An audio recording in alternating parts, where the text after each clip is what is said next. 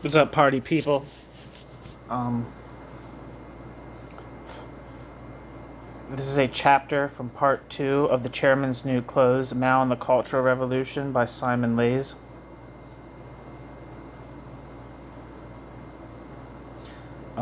Part 2 of the book is titled A Diary of the, quote, Cultural Revolution.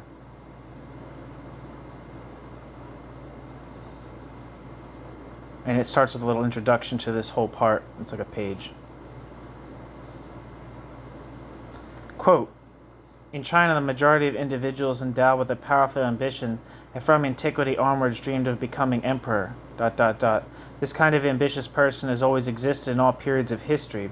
When I began to advocate revolution, 6 or 7 out of 10 of those who rallied around were harboring this type of imperial dream at the outset. But our aim in spreading the revolutionary idea was not only to overthrow the Manchu dynasty, it was in fact to set up the republic. We therefore gradually succeeded in ridding the majority of these individuals of their imperial ambitions. Nevertheless, there remained among 1 or 2 who, as much as 13 years after the founding of the republic, had not yet abandoned their old ambition of becoming emperor, and it was for this very reason that even in the ranks of the Revolutionary Party people were continually cutting each other's throats, ... If everyone retains this imperial mentality, a situation arises where comrades fight each other, and the whole population of the country is divided against itself. Then these unceasing fratricidal struggles spread throughout the country. The population is overwhelmed by endless calamities. ... Thus in the history of China, through the generations, the imperial throne has always been fought over, and all the periods of anarchy which the country has then gone through had their origins in this struggle for the throne. In China, there has, for the last few thousand years, been a continual struggle around the single issue of who is to become emperor, end quote. Sun Yat-sen, San Min Chu Yi, Min Chuan Chu Yi. 1. So that's the introduction. Here we are, 1967. That's the chapter we're working with here. February to March. The Shanghai experiment in January was supposed to provide a pattern of action for the, quote, Cultural Revolution throughout the rest of the country. In fact, the disappointments and the latest rebounds of the Shanghai experiment have turned out to be a prototype of the problems which the, quote, Cultural Revolution is meeting everywhere. Let us briefly go over the facts.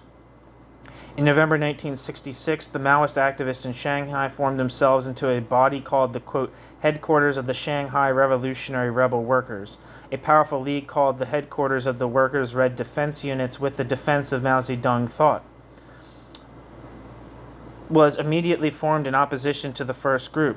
This league had at least 780,000 supporters and was in fact set up by the party committee of Shanghai municipality. Its aim was to protect the latter from the activities of the, quote, rebel Maoists.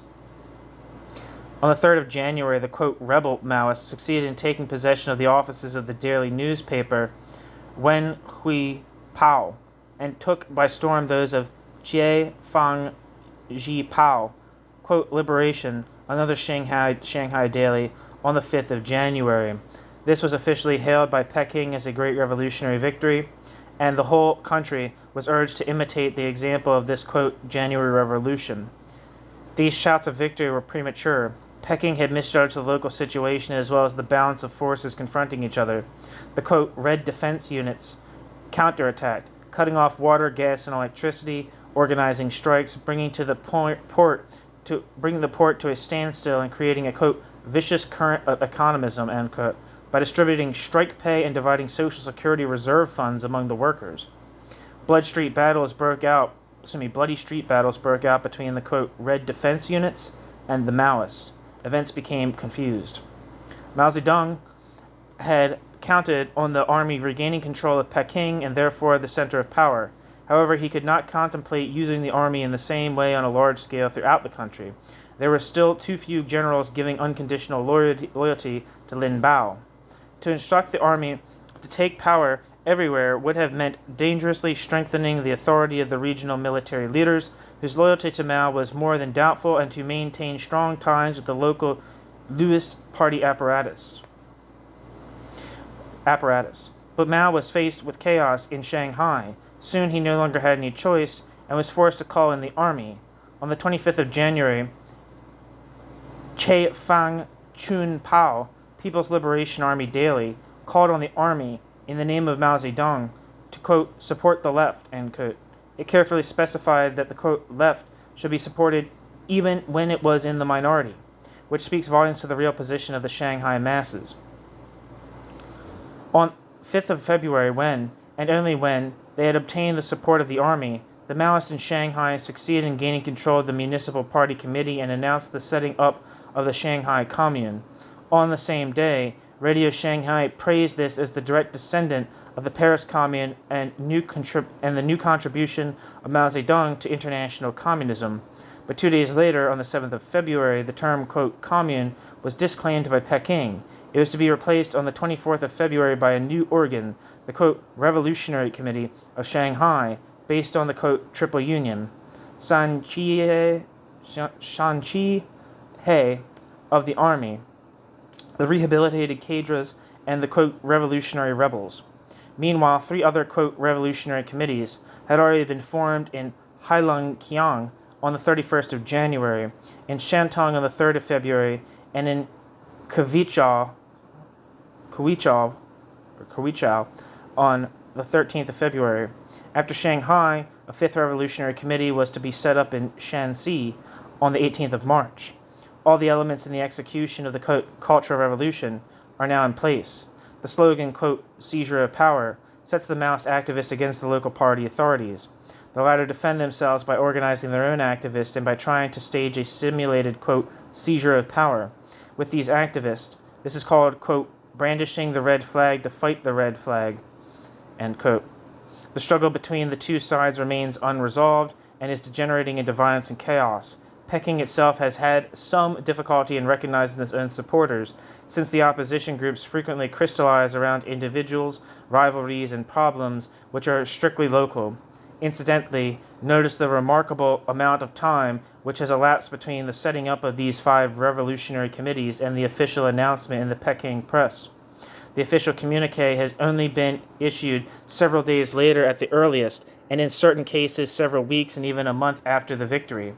This reflects the state of confusion into which the country has been plunged and the difficulty the central government is experiencing in ascertaining the exact identity of the victors in each case, whether they are true or bogus followers of Mao.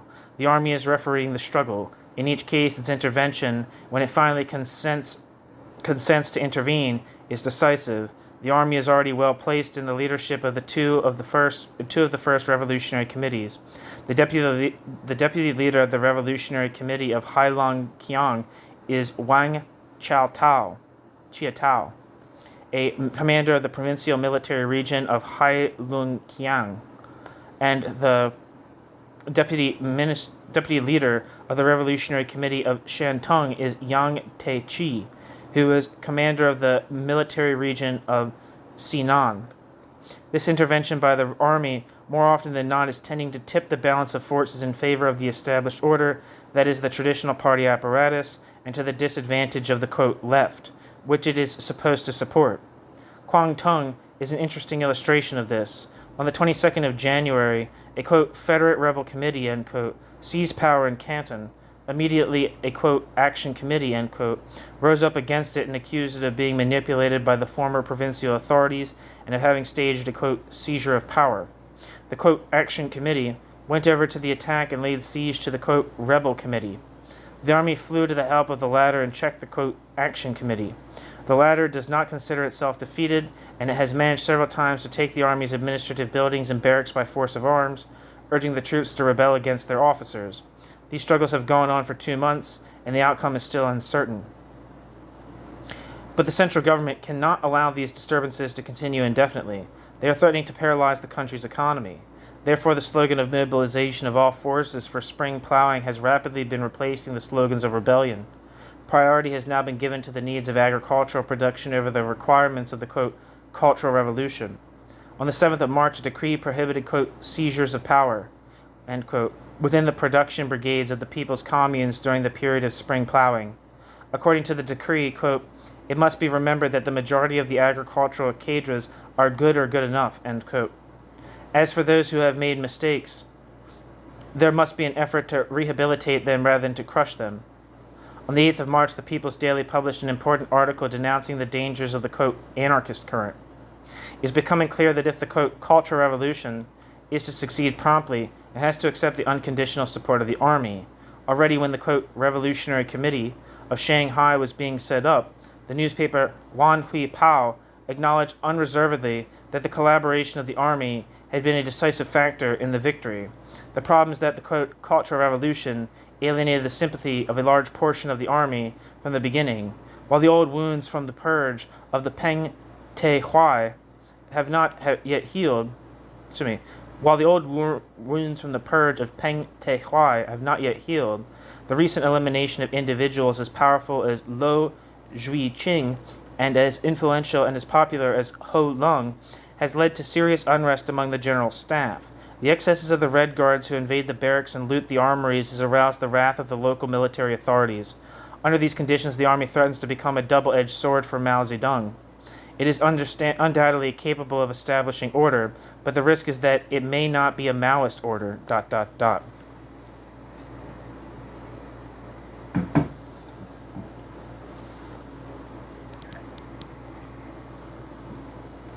Things have gone so far that Peking no longer has any choice. In order to placate the army, the Maoists have made a vague turn to the right and have attempted to bring their supporters into line. In a short speech made on the 14th of February, Wang Li was obliged to convey the new message to the rebels. They are to adopt a, quote, correct attitude towards the army. They are forbidden henceforth to try to instigate any rebellious activity within it. The army is to be considered a priori as a body free from blemish whose offending elements constitute only a tiny minority. The violence which the Red Guards have indulged in has been publicly condemned on several occasions. In Peking, the establishment of a General Assembly of Red Guard students, the inaugural meeting was chaired by Zhou Enlai, is a sign of the desire to discipline the movement. Last but not least, the order given on the 7th of March to all, quote, itinerant Red Guards to get back to their respective hometowns before the 22nd does seem to point to the end of their independent activity. Measures have been taken to prohibit the anarchic proliferation of, quote, rebel organizations, and severe punishment has been promised for people who write wall posters which disclose secret party or state information, which is an important indicator of the value of the information which we have previously obtained by this means. But the most effective way of neutralizing the influence of the rebels is still the new formula for the seizure of power, the, quote, triple union. Since the setting up of the Revolutionary Committee of Shanghai, there has been a remarkable insistence upon the diffusion of this new slogan, which has been the topic of several articles in the recent press. The seizure of power by the, quote, triple union is opposed to the unilateral seizure of power, i.e., that which is carried out by the rebel masses alone in attempts to overthrow all the authorities indiscriminately, and has been given Mao's blessing as the only orthodox formula. In the, quote, triple union, the previously structured and organized rebel groupings no longer act on their own initiative, but operate in conjunction with the old rehabilitated and reinstated cadres on the one hand and the local military authorities on the other. The attempts at unilateral seizures of power have caused chaos. By vaguely threatening all the cadres, they weld them into a unanimous and efficient body of resistance. The administration has tended to be suddenly deprived of all its competent personnel, and the seizures have been carried out in confusion, with the rebels themselves splitting into rival factions. On the other hand, the, quote, triple union formula offers a guarantee of order, but is in fact a disguised step backwards. Theoretically, it is still a, quote, revolutionary seizure of power, but in practice the rebel masses have lost their dynamizing role to former local bureaucrats, and in particular the army, which has been called upon to direct and consolidate the alliance. Even before the revolutionary committees were set up, the army in fact already found itself in power. It has naturally stepped in to fill the gap created by the disappearance of the party, since it is the only organized and disciplined force capable of standing in for the enormous bureaucratic apparatus. The army is now taking on the most varied tasks. It is taking over local administrations, staffing factories to prevent sabotage, waste and looting, and above all to compel the workers to stay at their workplace, supervising transport, propaganda in the schools. All that remains is to get the country to accept this rigid framework. Zhou Enlai has been getting down to this recently. In his speeches at two large rallies which have been held in Peking, one consisting of peasants' delegates and the other of workers' delegates, he stated, quote, the army is there to help you, ... end quote. The leading role that has recently fallen to Zhou Enlai is a good illustration of this tactical withdrawal from the quote Cultural Revolution. The tactical withdrawal which the quote Cultural Revolution has made at the Peking reception of the quote revolutionary rebel delegates from Quiche Chao in the presence of Mao and Lin Biao. It was Zhou Enlai who took the floor to lay down the new policy of prudence and tolerance deemed appropriate toward former cadres. On the 22nd of February, it was Zhou again who presided over the General Assembly of Red Guard delegates in Peking. There was an even more remarkable event at the end of February, when it was he and not the Minister of Defense who gave the army orders to march on Honan province to quell the disturbances there. This also indicates the limits on Lin Biao's influence over the army. It was deemed more effective to use Zhou as the intermediary, yet Zhou has no formal authority over the army. Some wall newspapers have even gone so far as to award him the title officially reserved solely for Lin Biao, that of the quote, close comrade in arms of Chairman Mao, end quote.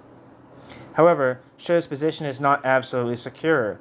Zhou is always being attacked indirectly through his close supporters, Li Fuchun, Li Xiannian, Yu Chu Li, Tan Chen Lin, and Ku Mu have been subjected to incessant and vicious attacks, but Zhou has launched a vigorous counterattack, publicly defending those concerned. The source of his strength is primarily that his skills are irreplaceable, all the more so now that the purge has created a dramatic void at the top. Out of 13 members of the Secretariat of the Central Committee, 9 have been purged by the quote, Cultural Revolution. Of the 4 remaining in office, 3 have recently been the subject of repeated attacks, and of the 3 newly installed members, 1 has already been removed and the position of another is threatened, Secondly, Zhou has always shown unfailing personal loyalty to Mao.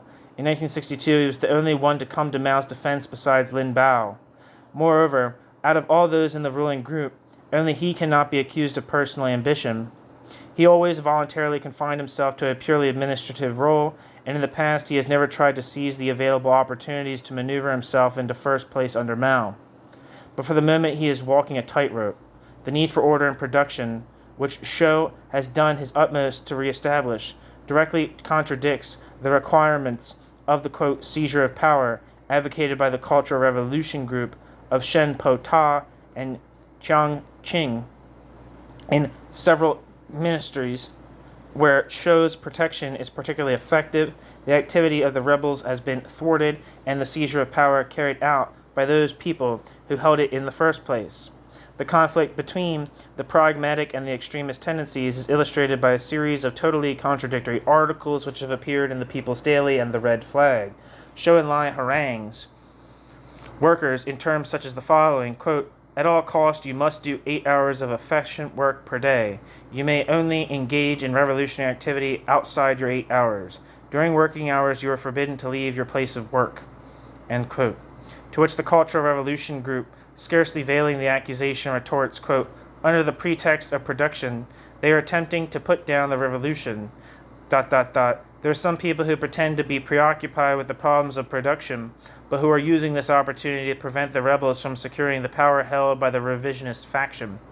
Always and under all circumstances, the revolution is the motive force of production. The revolution is of supreme importance, end quote. The Cultural Revolution group draws all its strength, which is not negligible, from its direct and close association with Mao.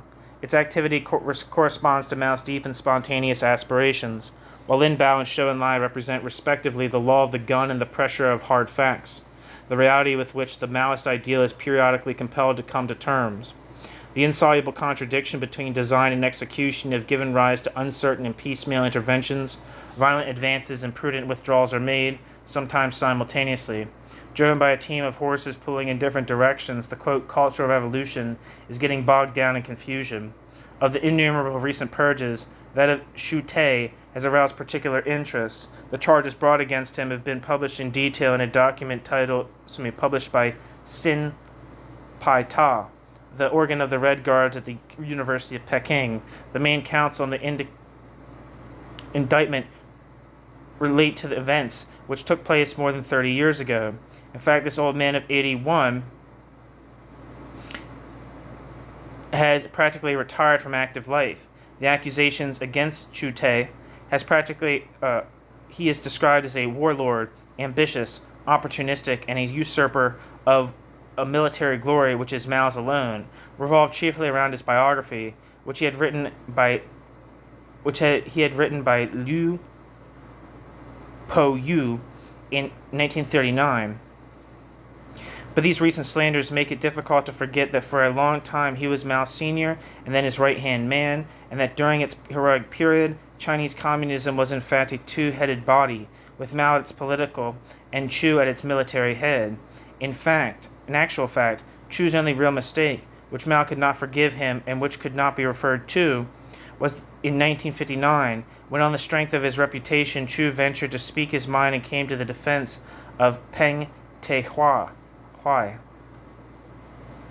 As I stated above, circumstances forced the central authorities to appeal to the army to regain control of the situation, but military intervention has since turned out to be a double-edged sword for the Maoists because it has brought about a consolidation of the power of the commanders of the military regions, several of whom are hostile towards the, quote, Cultural Revolution.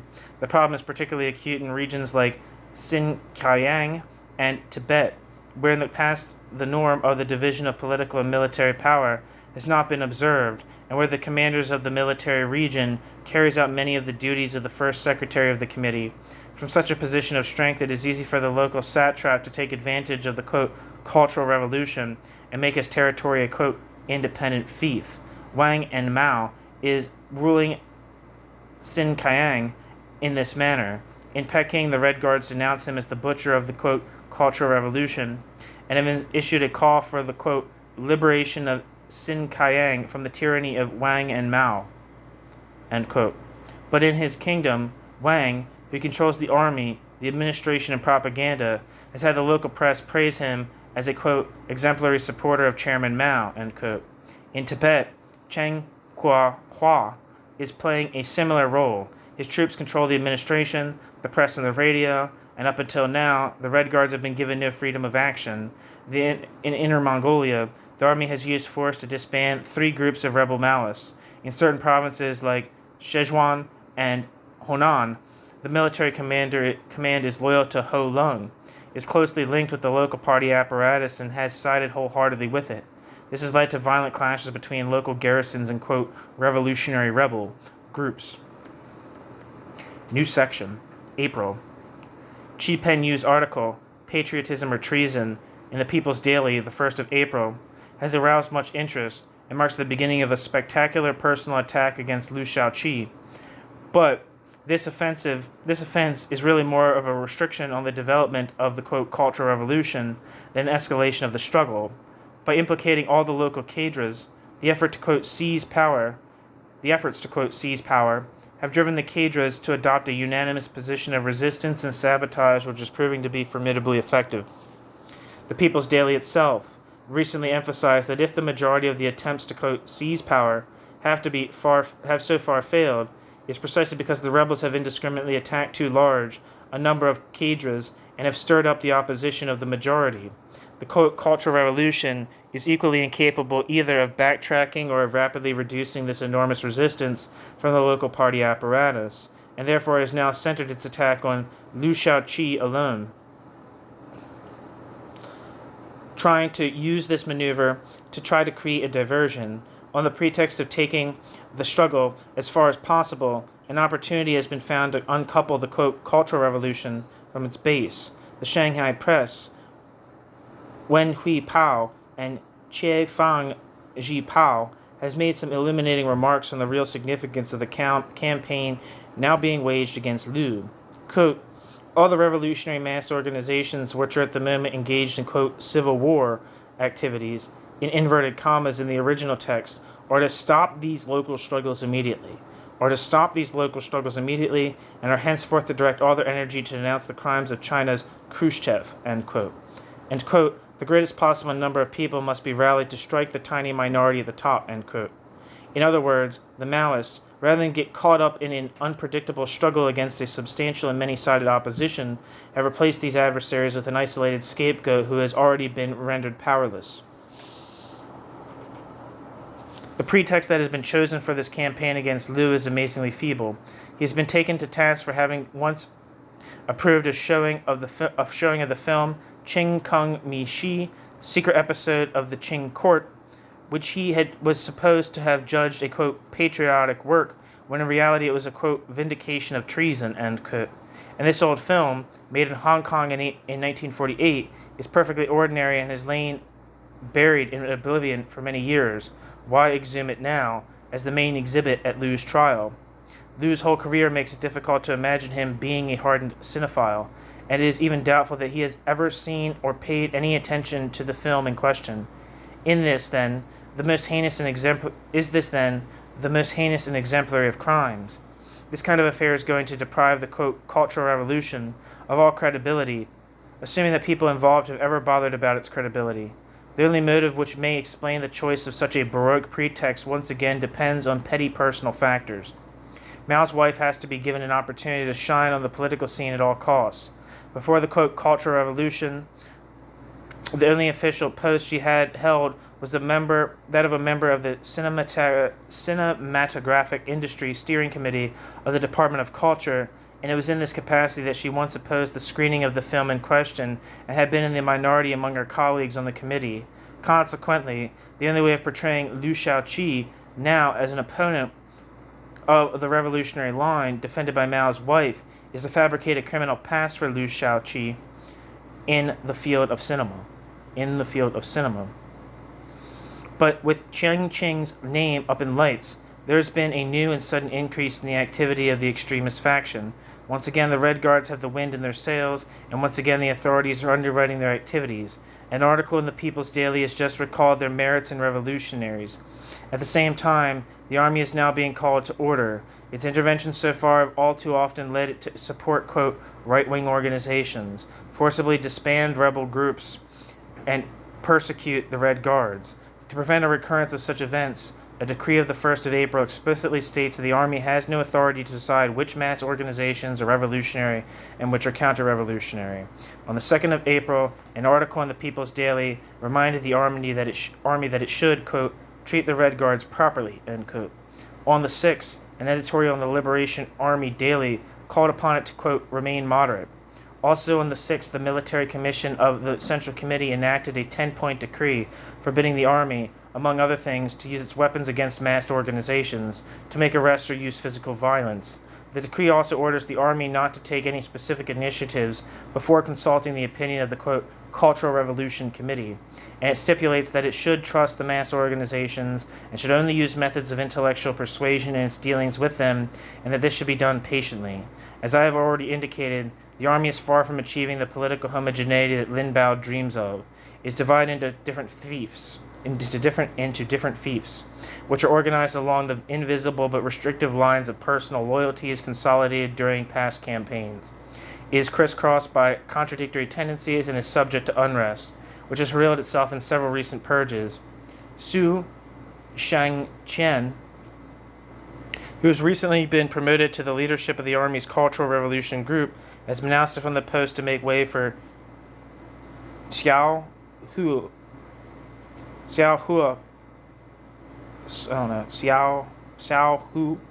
Lin Biao's right-hand man, has become famous as a result of his open struggle against Cheng Qing in January. He rebuffed her when she tried to interfere in the supervision of, quote, Cultural Revolution activities in the Army. In retaliation, Shou's residence was sacked in a Red Guard raid. Ye Chenying has disappeared. As for Chen Yi, even though he has formally become a civilian cadre, he has kept his close personal links with the military world, where his prestige remains considerable. And the virulent attacks which the rebels continue to pile on him have created sharp dissatisfaction in the army. But even though Peking is theoretically trying to devise a new turn to the, quote, left by restraining the army, there's a large gap between the official instructions of the Central Committee and actual experience in the provinces. The case of Wang and Mao, the warlord of Xinjiang, is a good example, continually denounced by the rebels between October 1966 and February 1967 as responsible for massacres of Maoists in Xinjiang. He has been made head of Xinjiang's, quote, Cultural Revolution Committee, exclamation point. When a brigand cannot be defeated, he is made a baron. He went covered with official flowers to Peking, where he had discussions with Shou and Lai. Incidentally, this confirms the rumor that Shou, the only person in the Maoist camp who remains an acceptable intermediary to the dissidents among the military, is busy negotiating a compromise with the opposition leaders in the army. He has already had similar dealings with Shang Shuqi, who is a supporter of Ho Lung and commander of the provincial military region of Honan. New section. May. The provinces continue to be the scene of uninterrupted violence. Extensive and bloody clashes have taken place in Sichuan, at Chongqing, and especially at Chengdu. The seriousness of the situation in Sichuan has led to upheavals in the local administration. Li Xingchuan, the first secretary of the Party Bureau of the Southwest Region, he is also a member of the Politburo of the Central Committee, has been held responsible for the events which soaked Chengdu in blood for over a month, and is accused of seeking to transform Sichuan into a, quote, independent kingdom. He has been removed from office and replaced by Cheng Kuo-hu. The latter is likewise an equivocal figure. He is a soldier who used to reign over Tibet and succeeded in counteracting the influence of the, quote, Cultural Revolution in his province. There are two possible motives for his transfer to Sichuan. By promoting him, Peking has succeeded in diverting him far from his entrenched position in Tibet, and his nomination is a compromise solution for Sichuan, where in the existing turmoil someone who supports the, quote, Cultural Revolution would be unacceptable. At the same time, the commander of the military region of Chengdu, Huang Xinting, has been deposed and replaced by Liang Xingshu, previously the deputy political commissar of the military region of Canton. Serious clashes have also taken place in the northeast. 20,000 workers at the car factory of Changchun went on strike and sacked two schools which were being used as Red Guard centers.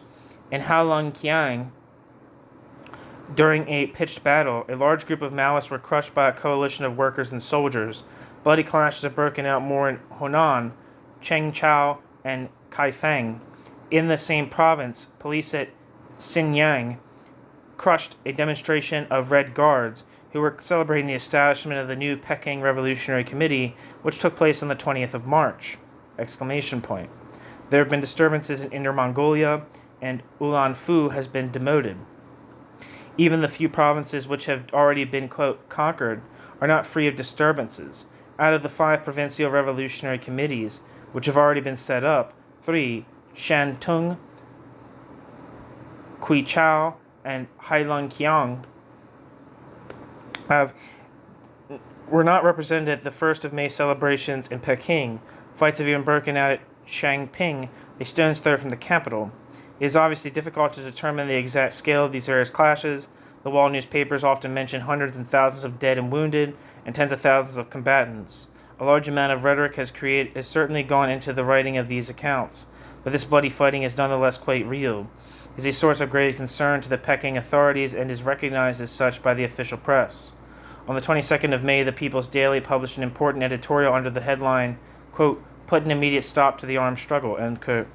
It denounces the, quote, vicious current of violence which throws the general line of the Cultural Revolution into confusion, destroys production, the national economy and revolutionary order, and threatens the life and assets of the population, end quote.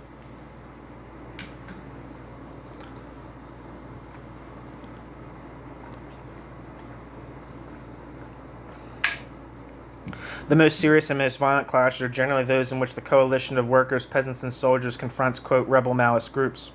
Another type of conflict is that which is broken out between rival Maoist factions struggling for the power to monopolize various kinds of equipment, vehicles, means of propaganda, printing equipment, etc., etc.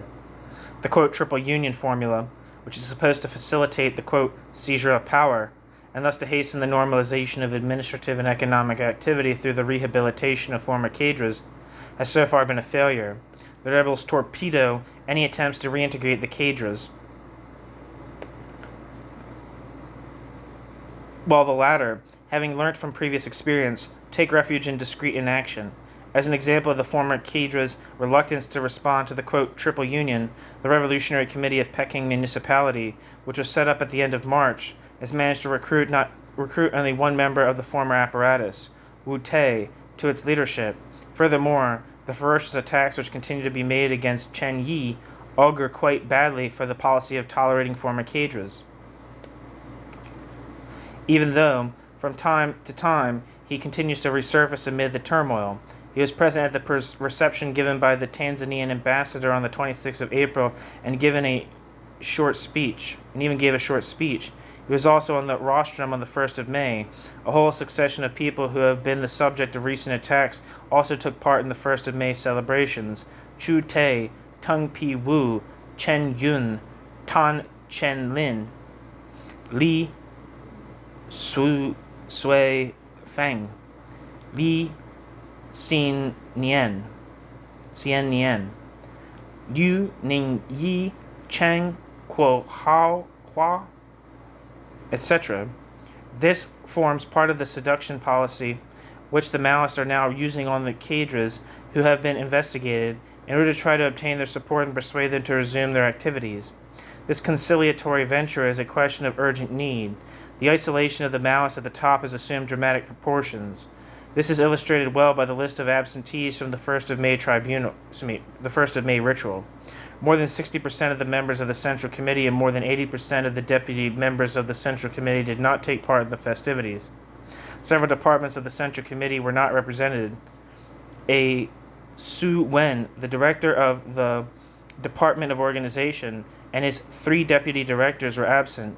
Su Ping, director of the Department of the United Front, and his 6 deputy directors, the leaders of the Department of Propaganda, the members of the Supervisory Commission of the Central Committee, the leading members of the Judiciary, and the 5 deputy minister of the Security Department were also not in evidence. The vacant seats were no less numerous among the armed forces, especially among the ranks of the General Staff of the Navy, Air Force, and Artillery. The general refusal of cadres to enter into the, quote, triple union is increasing the importance of the role played by the Army. At the level of each province and each town, the attitude of the Army is becoming the decisive factor in the outcome of the struggle. Peace or disorder, victory to the rebels or to the opposition. Everything is entirely dependent on the action or inaction of the Army, and on the way in which it sides with this or that faction. While the Army remains the ultimate arbiter of power everywhere, it is generally too slow to make up its mind, and when it does come to a decision, it usually does so in such a way as to damage the, quote, Cultural Revolution. Once again, the central authorities are handling the Army with the utmost caution. The red flag, number 6, has reminded everyone that the Army is the, quote, pillar of the revolution, end quote, and that, quote, at no time nor in any circumstances should the spearhead of the struggle be turned against it, end quote. Zhou Enlai stressed this point in his speech at the inauguration of the Revolutionary Committee of Peking Municipality. Still on the same topic, the People's Daily of the 12th of May added that the actual outcome of the, quote, Cultural Revolution is entirely dependent on the support of the Army, but the Army has its own demands, and it apparently does not feel inclined to blindly accept orders dictated by the Cultural Revolution group of Chen Po Ta and Chiang Ching. Furthermore, Chiang Ching has been deprived of the position which she won for herself in the Army as, quote, advisor to the military committee of the, quote, Cultural Revolution, while her adversary, Xiao Hua, has been made head of this committee.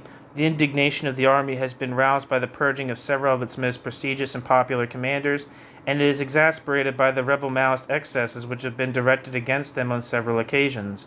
Peking's job now is to paper hastily over the cracks by infusing the ranks with the general mystique of personal loyalty to Chairman Mao, which he can use as a kind of cement. This propaganda campaign is turning into a kind of folklore. By order of the military committee, a special medal bearing the head of Mao and the inscription, quote, serve the people, end quote, was given out on the 13th of May to every soldier in the land, sea, and air forces in the course of liturgical ceremonies which the New China News Agency described with religious fervor. In the doctrinal and historical sphere, the event of the month was the publication on the 17th of May of a very important document on the, quote, Cultural Revolution, which was officially made known to the country 1 year after it had been secretly circulated inside the party. Very special publicity was given to this text, and its publication was accompanied and followed by numerous doctrinal commentaries.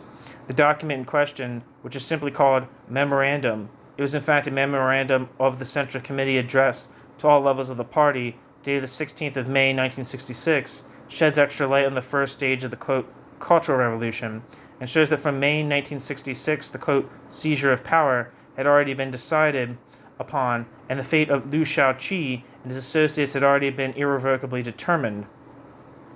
The first aim of the memorandum was to inform all levels of the party that the, quote, draft of the Group of Five, which had been ratified by the Central Committee on 12th of February 1966, was henceforth abrogated, that the Group of Five was itself disbanded, as were all the other bodies which were dependent on it, and that it had been replaced by a new, smaller-scale committee, that is, the existing Cultural Revolution Group, led by Chiang Ching and Chen Po Ta. The memorandum denounced the draft as being the work of Peng Chen alone, thus clearing the other members of the group, among whom was the equivocal Kang Sheng, who had either been put beside Peng Chen deliberately to act as a, quote, stool pigeon, or who had changed tack of his own accord when the wind changed and had brought his reprieve by betraying Peng. The memorandum made a detailed analysis of the criminal designs revealed by the draft, namely, the desire to evade the political repercussions of the criticism of the high Jui libretto by diverting the discussion to the purely academic level and attempting to lead the, quote, Cultural Revolution away from its true aims. Quote, these individuals who follow the capitalist road and who have infiltrated the Central Committee and all the organs which are dependent on it in each province, each town, and each autonomous region, ... Among these people, there are some that we already know, others have not yet been exposed, some of them enjoy our confidence, and we have molded them to be our successors, individuals who are like Khrushchev and who live alongside us, end quote. On the question of the draft of the Group of the Five and of the memorandum, see section 1 above.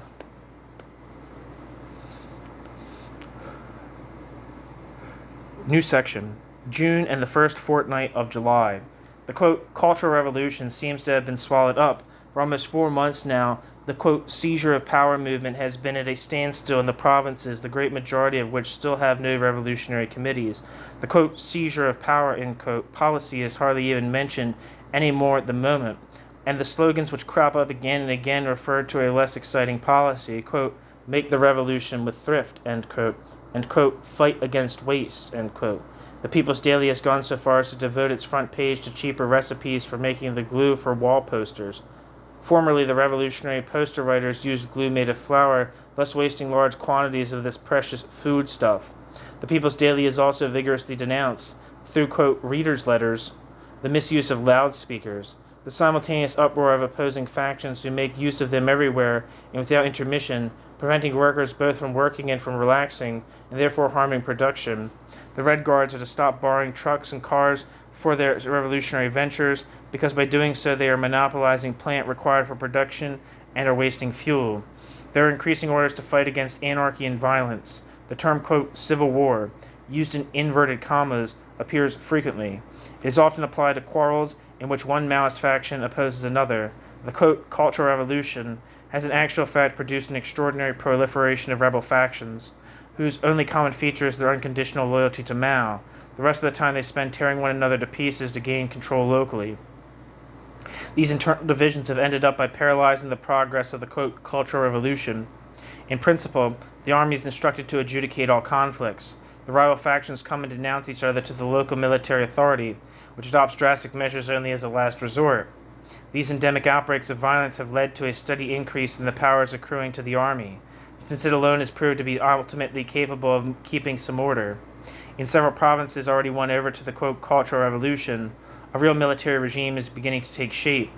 It is remarkable that in Peking, for example, even the directives of the ordinary police, such as those which refer to city traffic, etc., are now issued by the military authorities.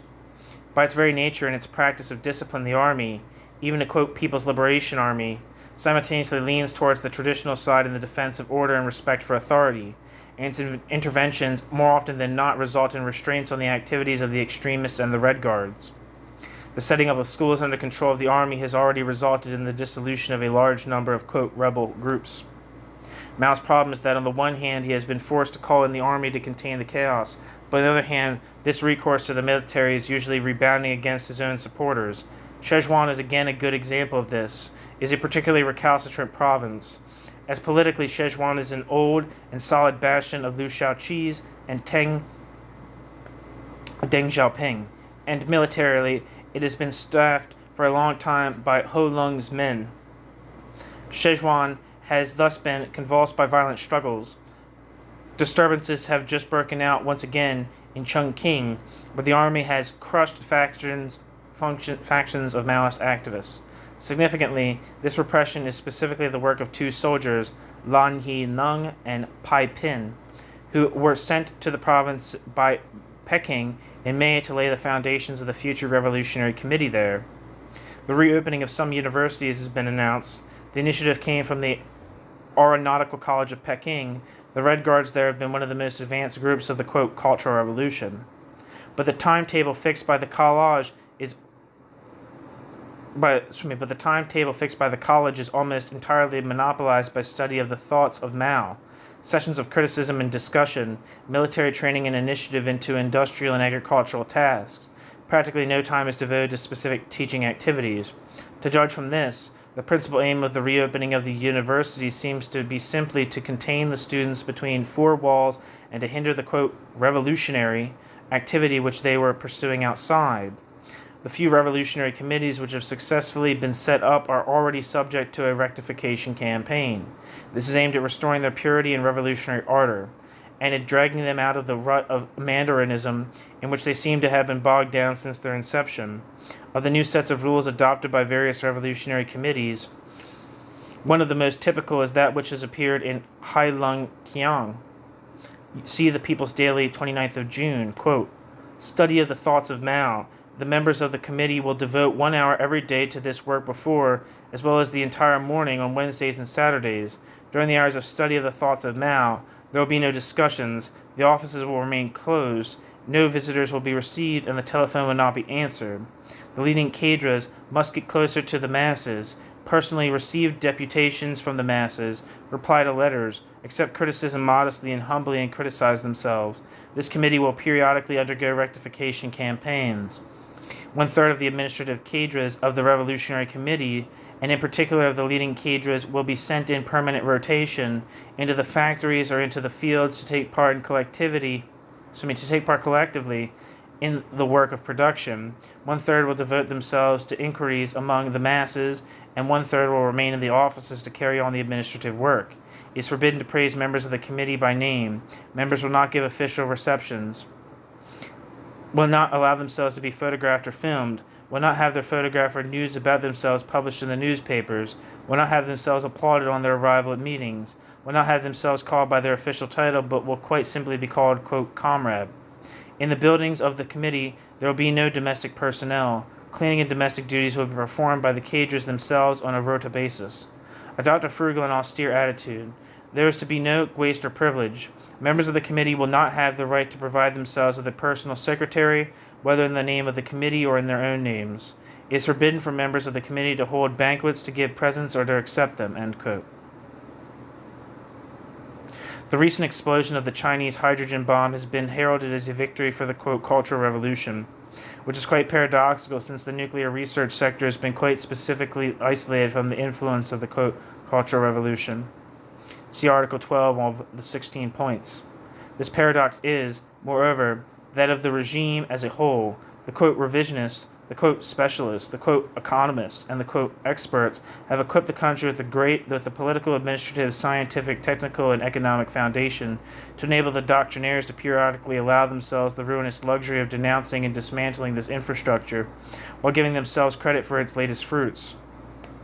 The contradiction which Mao has not managed to solve is that China can only achieve material success at the expense of deviating from ideological purity. This contradiction can only be resolved by the lame and terribly costly formula of perpetual alternation, swings of the pendulum between the shamefaced fat cows of reality and the noble lean cows of ideology, the latter feeding exclusively on the reserves accumulated by the former. Given this ideological ball and chain which is regularly hung around China's neck, it is not surprising that her economic development has progressed only slowly and sporadically. The miracle is that, although paralyzed by such a regime, China has nevertheless succeeded in making unquestionable progress. Zhou Enlai continually takes fastidious care to tell his foreign visitors, of whom the author of this book has been one, that no one should labor under any illusions about China's material progress, that China is still in many respects an underdeveloped country, that it has a very long way to go, etc. In fact, although the debts which the communist regime inherited at the seizure of power of 1949 were heavy, and even this liability should not be exaggerated, in railway communications and industry, the new regime has largely survived on the achievements of the nationalist republic before the war. The fact that today, after 20 years, there is still only little to show is a matter for shame. The potential of the Chinese people for intelligence, inventiveness, endurance, ingenuity, and activity is such that it can adapt itself even to inept governments, providing that they are content with being simply parasitic, like the British colonial government in Hong Kong or the Kuomintang government in Taiwan, and to the discriminatory legislation, as in the majority of countries of Southeast Asia, and it still manages to perform miracles. By comparison, the results which the People's Republic of China can lay claim to are deeply upsetting to informed observers rather than a cause for admiration, for they know only too well that China would achieve infinitely more and better things if only its government had not undertaken systematically to inhibit and waste its human resources. In the ideological sphere, the spread and teaching of the classical passages of Maoist doctrine continue on an intensive scale. Very special importance is being given to the 1957 text on the correct handling of contradictions among the people. The inspiration for this article came from the threefold impact of the denunciation of Stalin's crimes by Khrushchev, the Hungarian uprising, and the failure of the, quote, 100 Flowers movement. It develops the essential point of Maoist doctrine, which consists in the theory of the permanence of class struggles within socialist society itself. It marked the starting point of what was to become the, quote, anti-revisionist struggle. At the same time, the personality called of the quote, great helmsman, great leader, great commander-in-chief, great teacher, supremely beloved Chairman Mao, end quote, has become more than just a tribute paid to his thought. It has reached heights of mysticism and hysteria. Various hymns to his glory, reproduced in extenso on whole pages of the People's Daily together with a musical score, so that the tens of thousands of readers of this austere official gazette can learn to sing them at home, sing his praises in the form of sun worship litanies. The radiance of his person is compared to the activity of the sun, spreading universal life, etc. The commemoration of the 46th anniversary of the founding of the Chinese Communist Party provided a new opportunity to intensify the Maoization of the party. The party only exists through Mao. It is, quote, his personal creation, end quote. So much for historical facts, exclamation point. Quote, all the victories which the party has won were victories for the thought of Mao Zedong, end quote. Mao is the only salvation, quote, to deviate from the thought of Mao Zedong is tantamount to the fundamental rejection of Marxism-Leninism and is equivalent to prohibiting the possibility of erecting a true Marxist-Leninist party, end quote. The People's Daily, 30th of June, and the Red Flag, November 11th. November 11th, number 11. On the same occasion, the unique and privileged position of Lin Biao was sanctified. Quote, for several decades he has implemented and defended the revolutionary proletarian line of Mao Zedong in the most loyal and the most resolute and most profound way, and he brandishes the great red flag of the thought of Mao Zedong. ... Comrade Lin Biao is the closest comrade in arms of Chairman Mao, his best pupil and the most brilliant example for the whole party and the whole country of the living study and living application of the thought of Mao Zedong, end quote. In fact, the consecration of Lin Biao became normal and necessary once the personal authority of Mao was substituted for the timeless collective authority of the party. The repository of absolute truth is no longer the party but Mao. This is a transfer of authority from a permanent and abstract body to an individual who, however, quote, immortal his thought, is nevertheless himself mortal, and this constitutes a considerable threat to the continuity of the regime. Hence the need now to designate a crown prince who is also endowed with this unique quality of infallibility. However, the elevation of Lin Biao is a precarious way of remedying the enormous breach which Mao has opened by substituting his personal authority for that of the party. It does not meet with unanimous approval even within the Maoist group.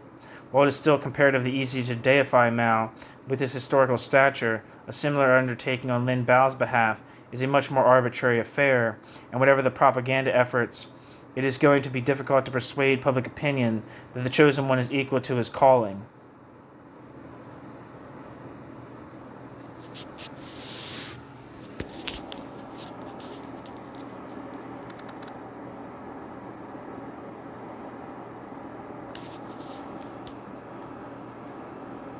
New section. The second half of July, the Wuhan Mutiny. The seriousness of the Wuhan Mutiny would seem to have no precedent in the whole history of the regime. Wuhan, a complex consisting of 3 towns of Wuchang and Hankou and Hanyang, a total of 2,500,000 inhabitants, is situated in the center of China, in the Hubei province on the Yangtze River, and occupies a position of vital importance from the economic and strategic points of view. Political power was previously held there by Wang Zhencheng. Wang was initially the mayor of Wuhan, the first party secretary of Hubei province.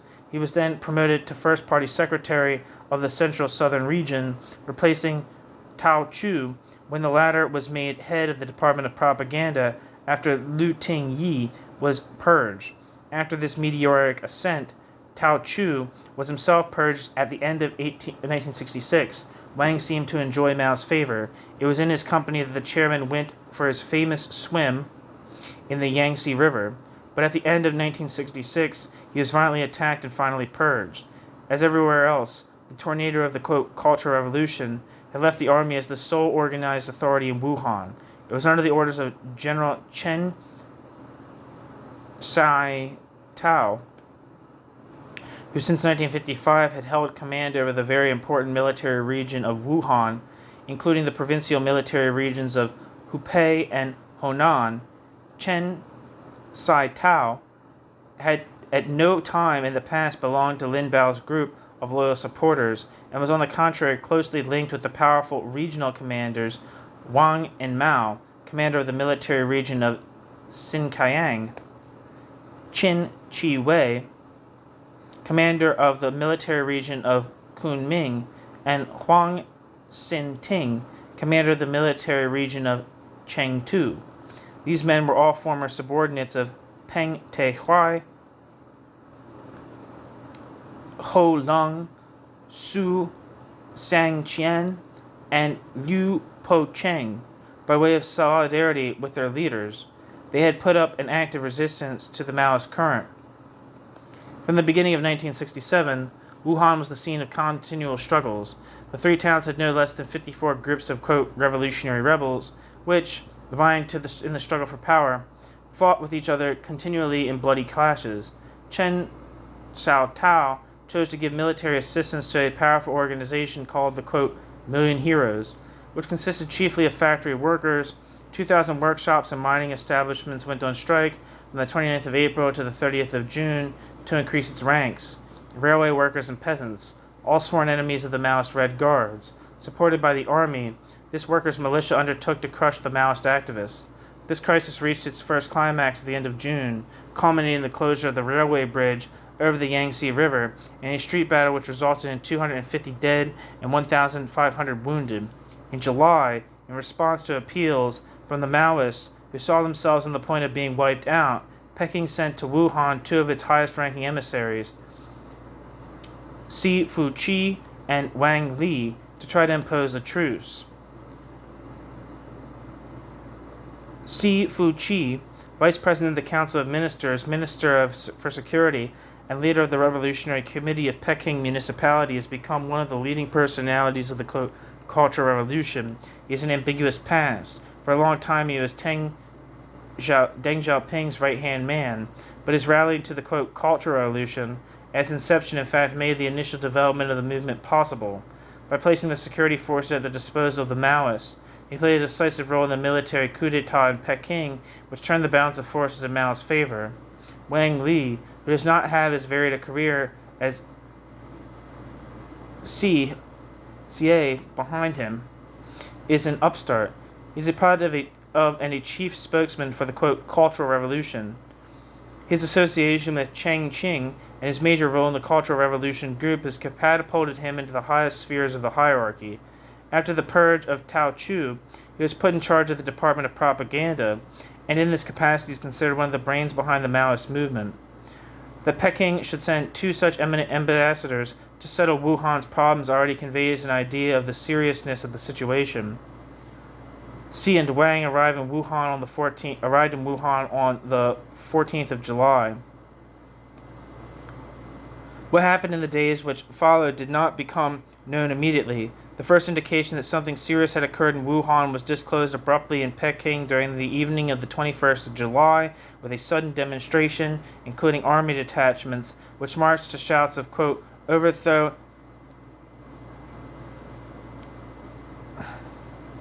Chen Sai-tao, liberate Hubei, release Wang Li immediately, end quote. Details of the affair were described a little later in the wall newspapers and in Red Guard publications. On the 17th, 3 days after the arrival of the emissaries of the Cultural Revolution, the local Maoists, wishing to take advantage of the support which had at last arrived from Peking, organized a demonstration to celebrate the arrival of Xi and Wang. They ran right into a counter-demonstration by the, quote, million heroes. Shen Sai-tao was exasperated by the interference of the Cultural Revolution group and was conscious of the strength of the support of his colleagues from the adjacent military regions. He unleashed his troops. On the 20th, a military detachment, Unit 8201, backed up by the proletarian militias of the, quote, million heroes, laid siege to the airport, the railway station, the wharves on the Yangtze River, and the main thoroughfares of the city. The place where Sei and Wang were staying was taken by storm. Wang was carried off, dragged in front of the crowd, savagely beaten, and then locked up. If at this point the authorities of Peking had yielded to the temptation to make a direct military intervention to free Wang Li, they would have carried the internal divisions in the army to breaking point. This would have almost certainly led to civil war. Instead, they skillfully adopted a flexible and conciliatory maneuver. On the same day, the 20th, Zhou Enlai went to Wuhan to negotiate the release of Wang Li. On the 22nd, 500,000 demonstrators marched in Peking to shouts of, quote, down with Wang Zhenchun and Chen Sai-tao, end quote. During the afternoon of the 22nd, Sai Fuqi and Wang Li returned by plane from Wuhan to Peking, where they received a hero's welcome at the airport in the presence of all the regime's highest dignitaries. Radio Peking announced their, quote, glorious return, end quote, in a special program which was broadcast 3 times. On the 23rd, the People's Daily celebrated their return with particular emphasis, but without mentioning details of the episode. The official communiques limited themselves to stating that Wang Li and Si Fuqi had, quote, returned in glory from Wuhan, where they had gone to sort out questions relating to the Cultural Revolution, end quote, and that, quote, their glorious return to Peking was an event which should fill all the revolutionary masses of the country with enthusiasm, end quote.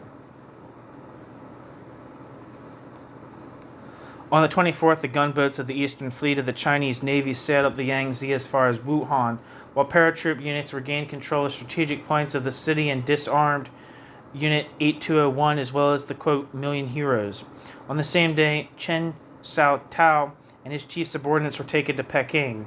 Contrary to some commentators, it is not seen that the troop movements determined the outcome of the crisis. It had already been solved through diplomatic channels, with Zhou Enlai's intervention on the 20th.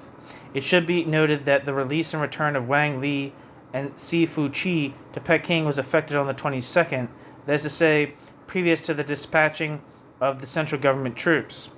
The sending of these troops, the disarming of the rebels, the departure of Chen Sai-tao for Peking, and his replacement at the head of the military region of Wuhan by Zheng Shuyu, all this did not come about through the use of force, but was simply the result of previous negotiations. Thus the disarming of the mutineers took place without a struggle, and Chen Sai-tao was simply relieved of his command without being punished.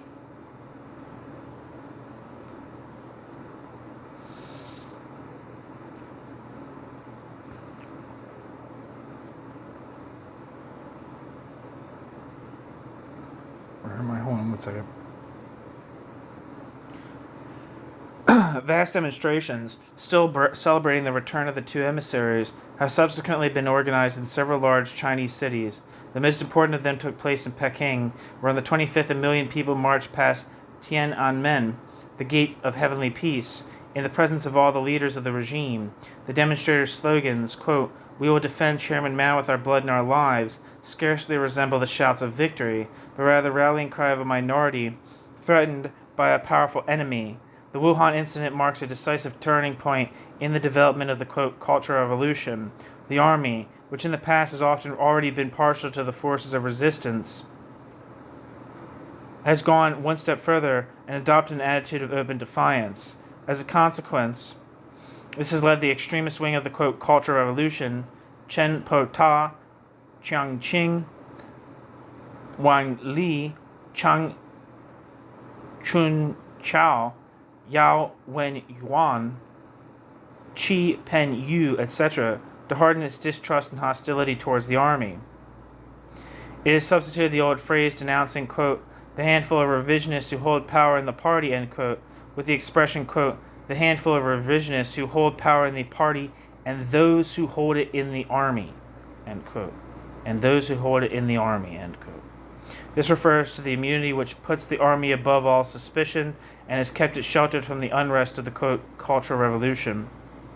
But it is difficult to see how Mao can bring himself to approve of this declaration of war which his all too fervent followers are making on the army.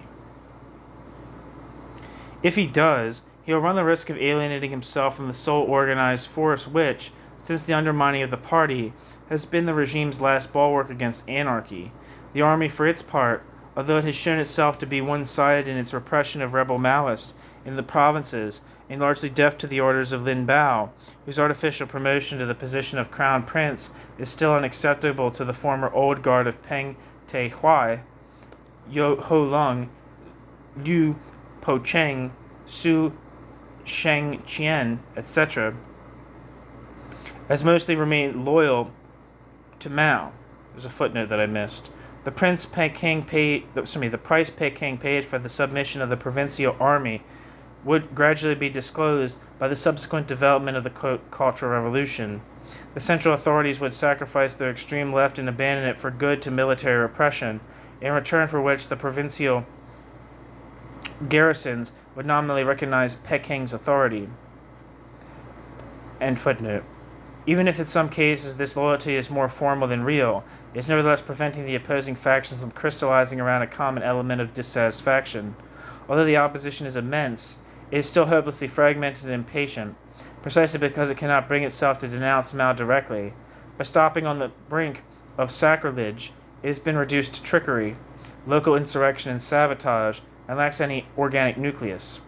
The case of Liu Shaoqi is a good example. He refuses to counterattack when accusations are made against him, and he confines himself to a single line of defense, pleading error in good faith and declaring his unalterable past, present and future loyalty to Mao.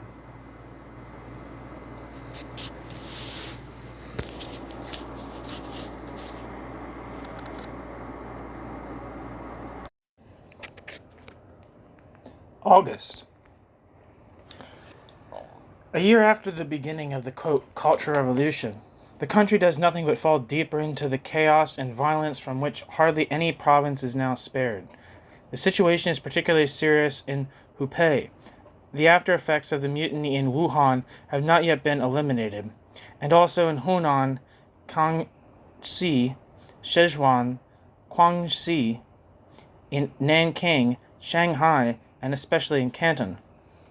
Disturbances have also been reported in Honan, Shenxi, Zhejiang, Fujian, Shantung, Inner Mongolia, Yunnan, and Qichao. Several towns in the northeast are the scene of uninterrupted violence. Shenyang, Fushun, Changchun, Harbin, and the central authorities have sent Quan Fang there on a peace mission. In Heilongjiang,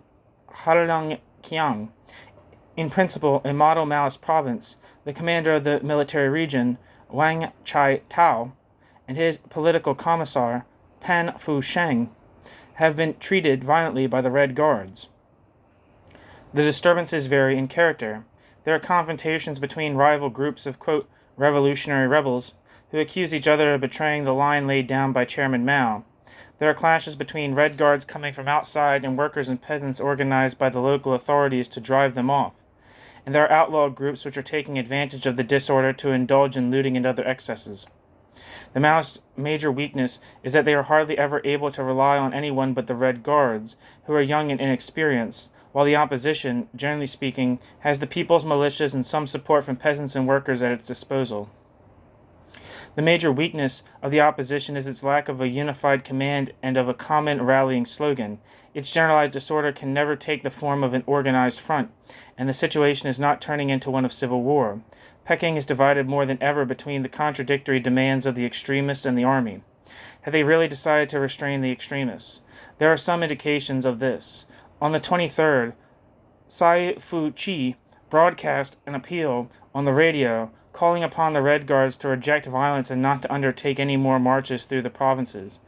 Zhou Enlai is vainly trying to get the warring factions in Canton to lay down their arms. On the other hand, in several areas the Maoist authorities have decided to arm certain elite groups of Red Guards, like those of the Aeronautical College in Peking, as well as some groups from Kangxi and Hunan. But it is obvious that in the last analysis the army will still be the ultimate arbiter of the quote, Cultural Revolution. The army is therefore one of the main concerns of the Maoist authorities, and they are giving it carrot and stick treatment. The carrot was the anniversary celebration of the founding of the People's Liberation Army on the 1st of August. This celebration commemorates the Nanchang insurrection of the 1st of August 1927. The leading instigators of this insurrection in the political sphere were Zhou Enlai, Li San, and who was violently attacked in February, and according to a news item dated 5th of August, has just hung himself. Cheng Kuo-tao, who defected in 1938 and after the liberation settled in Hong Kong, recently emigrated to Canada, and Tan Ping-shan, who subsequently left the party. In the military sphere, they were Ho Lung, who has been purged by the quote, Cultural Revolution, Ye Ting, deceased, and Chu Tei, who has been taken to task violently by the quote, Cultural Revolution. The quote, Cultural Revolution is trying to minimize the historical significance of the Nanchang insurrection, first because Mao did not take part in it, and solely because all the heroes of this event, with the sole exception of Zhou Enlai, have now fallen into disfavor. This celebration has just been observed with a lavishness which is all the more striking, as there have recently been suggestions of abolishing it. Last year it was practically dispensed with, and was limited to a discreet reception at the headquarters of the General Staff. On this occasion, many army personnel who had recently been attacked, such as Chu Tei, were reinstated to the platform. It is obviously out of the question that Chu Tei can ever play an active role again. Chu Tei's presence at the 1st of August celebration should be interpreted as a symbolic gesture of appeasement and conciliation toward the top military hierarchy, which has been weakened by the attacks made on it.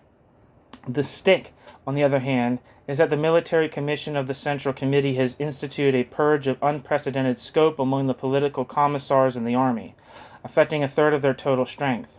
In 7 of the 13 large military regions, the first political commissar has been replaced, as well as in 9 of the 27 military subregions. All things considered, how far can Mao count on the support of the army?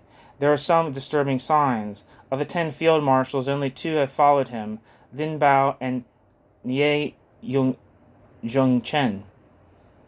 The others have either been purged or subjected to violent attacks which can hardly endear the quote, Cultural Revolution to them.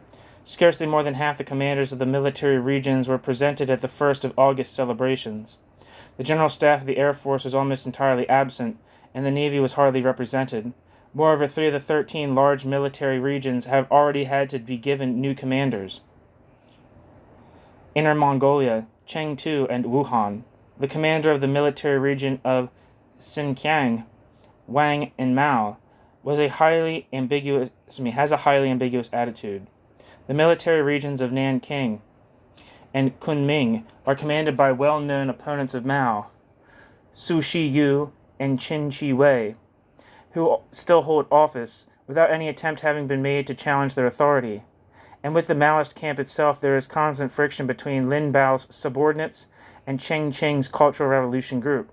In this respect, the attacks on Xiaohua, which have been resumed this month, are a dangerous portent. The chief causes of discontent in the army result from the fact that, as I indicated above, the quote, Cultural Revolution has attacked several of its most popular and respected leaders.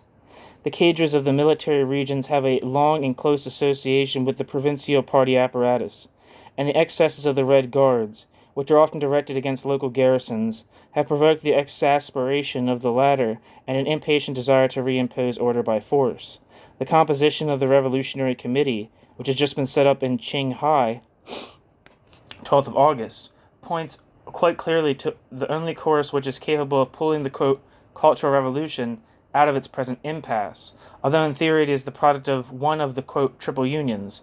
This committee is in fact no more than an extension of military authority. The situation of military control in the provinces has not been modified at all. It has simply been disguised with a, quote, revolutionary label. The new Revolutionary Committee is in fact chaired by the commander of the military region, Liu Xianchuan, while the deputy chairman of the Revolutionary Committee is second in command of this same military region, Chang Qianlin. Now on 13th of August, in an article welcoming the setting up of this committee, the People's Daily did not fail to emphasize that it was the army which had made this victory of the, quote, revolution possible. The disclosure of old documents of the regime has shed more light on how the, quote, Cultural Revolution came about.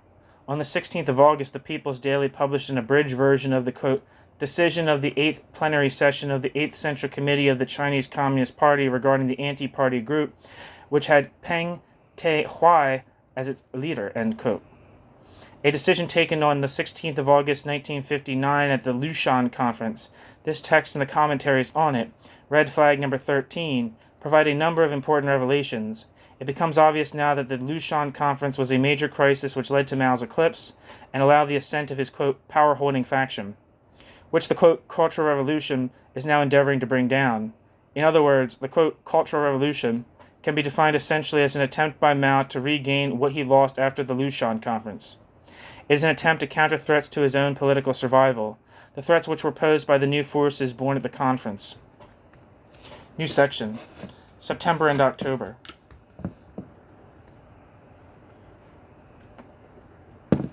The Wuhan Mutiny, which at the end of July brought the country to within a stone's throw of civil war, has been a terrible blow to the Maoist forces. They are now drawing the conclusions, and are beginning to change course completely. If this new orientation lasts, it will soon succeed in emptying the, quote, Cultural Revolution of all its content, which is the exorbitant price Peking is having to pay for the support of the army. Not only have the instigators of the mutiny gone unpunished, Chen Sai-tao, the main instigator, has simply been let off, though he has had to undergo a, quote, session of study of the thought of Mao Zedong, end quote, in Peking. On the contrary, in order to appease the mutineers, it is their victim Wang Li who now finds himself in disfavor. Wang Li is accused of having issued a slogan denouncing the, quote, revisionist faction which holds power in the army. The, quote, revisionist faction which holds power in the army, end quote. This slogan has now been repudiated. The Maoist forces depend on the goodwill of the army, and everything possible is being done to gain its collaboration. The army has been raised onto a pedestal above the squabbling, and is sheltered from criticism. The myth of the pure and infallible army is being created. The downfall of Wang Li is highly significant. Wang Li was one of the ideological pillars and main spokesman of the, quote, Cultural Revolution. Since the elimination of Tao Chu, he has been in charge of the key department of propaganda, and his removal indicates that the, quote, Cultural Revolution has in fact just renounced its extreme aims and no longer exists, except as a label stuck on a precarious coalition of interests. The elimination of Wang Li is not an isolated incident. It corresponds to a new political course. The heads of the leading thinkers of the, quote, Cultural Revolution are beginning to roll, one after the other. Lin Biao, who, like Wang Li, was a journalist on the Red Flag, has also fallen. He is accused of being an accomplice of Wang Li, of leading the, quote, counter-revolutionary group known as the, quote, Group of the 16th of May, from behind the scenes, of spreading slogans praising the purge of leading heads of the army, and of having collected material for a, quote, black book dossier against Show and Lie. After him, Mu Xin, the editor of Quang Ming Ji Pao, was arrested on a charge of, quote, collusion with the counter-revolutionary clique of Lin Biao, end quote. Yang Tangshan, the famous, quote, red diplomat, has also fallen into disfavor. On his return from Indonesia in April, he received a triumphal welcome in Peking. Feeling the wind of revolution in his sails, he led the, quote, Cultural Revolution in an attack on the bureaucratic stronghold of the Ministry of Foreign Affairs. Leading the attack on Chen Yi, he went so far as to accuse Zhou Enlai, not without reason, of protecting the mandarins in this ministry. What is more, it was said to be at his instigation that the Red Guard set fire to the premises of the British Charge d'Affaires in Peking. But now Yao is being dragged into a public trial and can hear himself being called a, quote, political pickpocket.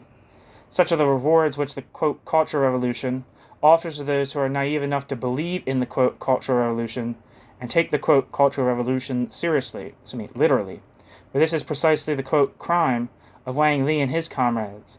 The various points of the charge make a quite coherent picture. The, quote, group of 16th of May, end quote, with which Wang Li and Lin Biao have been associated, is a faction of extremists who advocate leading the, quote, Cultural Revolution to its conclusion, refused to deal with the old bureaucracy, and talked of extending the, quote, Cultural Revolution to the army. Initially, these extremists were supported and directed at the top of the Cultural Revolution. At the top by the Cultural Revolution group. Jesus Christ, let me reread that sentence. Initially, these extremists were supported and directed at the top by the Cultural Revolution group, but when their intransigence began to stand in the way of the compromises which the Maoists in power wished to negotiate with the bureaucrats and generals, they were denounced ruthlessly and outlawed. But while in Peking it is still relatively easy to eliminate the main leaders of the activist movement of the, quote, Cultural Revolution, it is at local level that the problems have been thorniest, and the chief concern of the Maoist authorities is no longer so much to struggle against, quote, revisionists as to bring its own followers to heel, whose sincerity and zeal is becoming far too dangerous.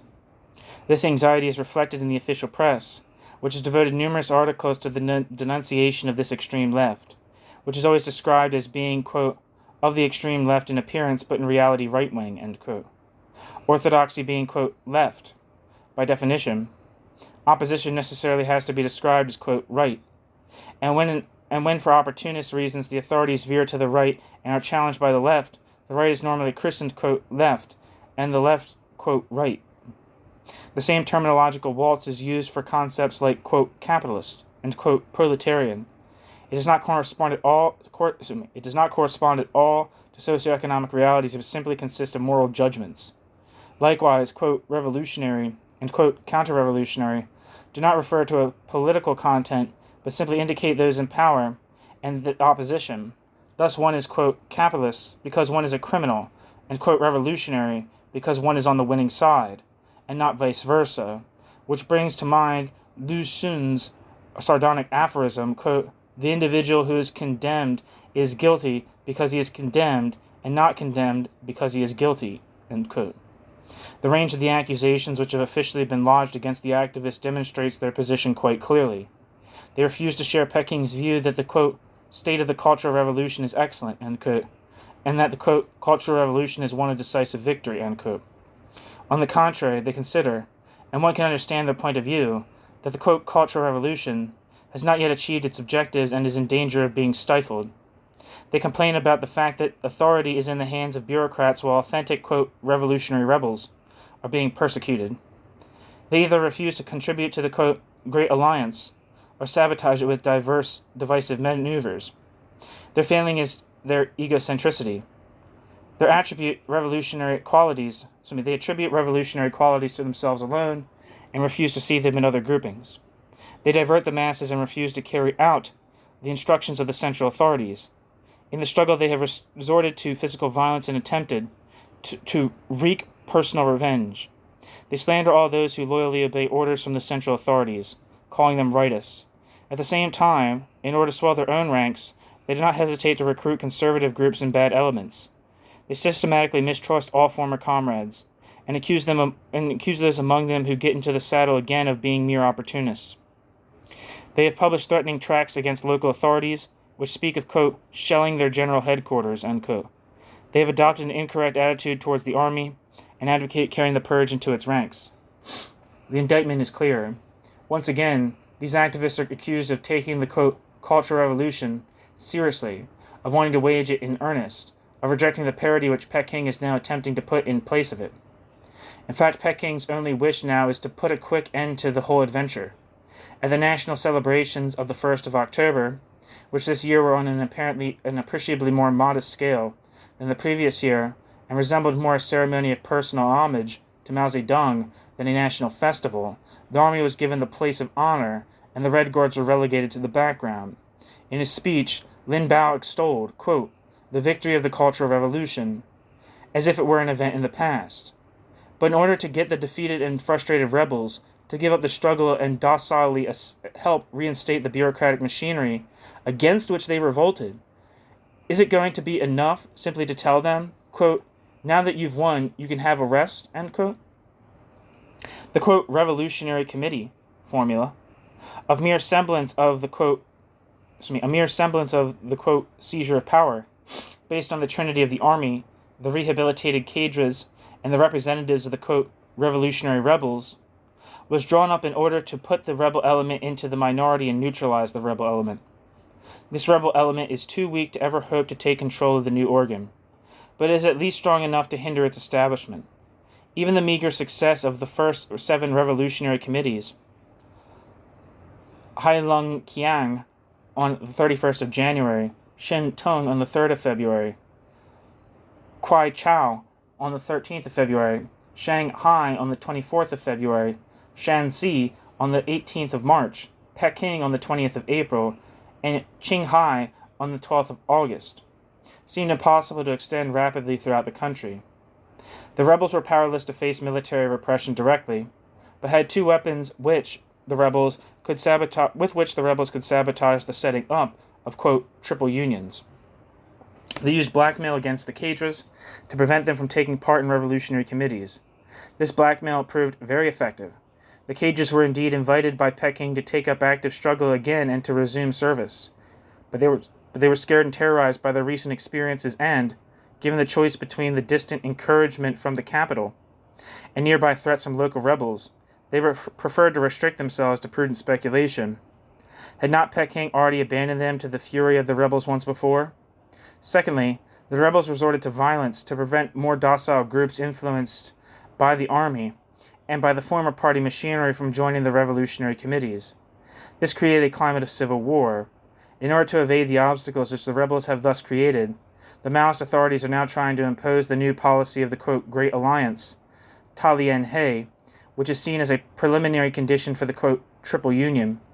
The, quote, Great Alliance is a cloak which has been thrown over the conflict between rebel factions and bogus rebel factions in such a way as to set up a provisional ceasefire.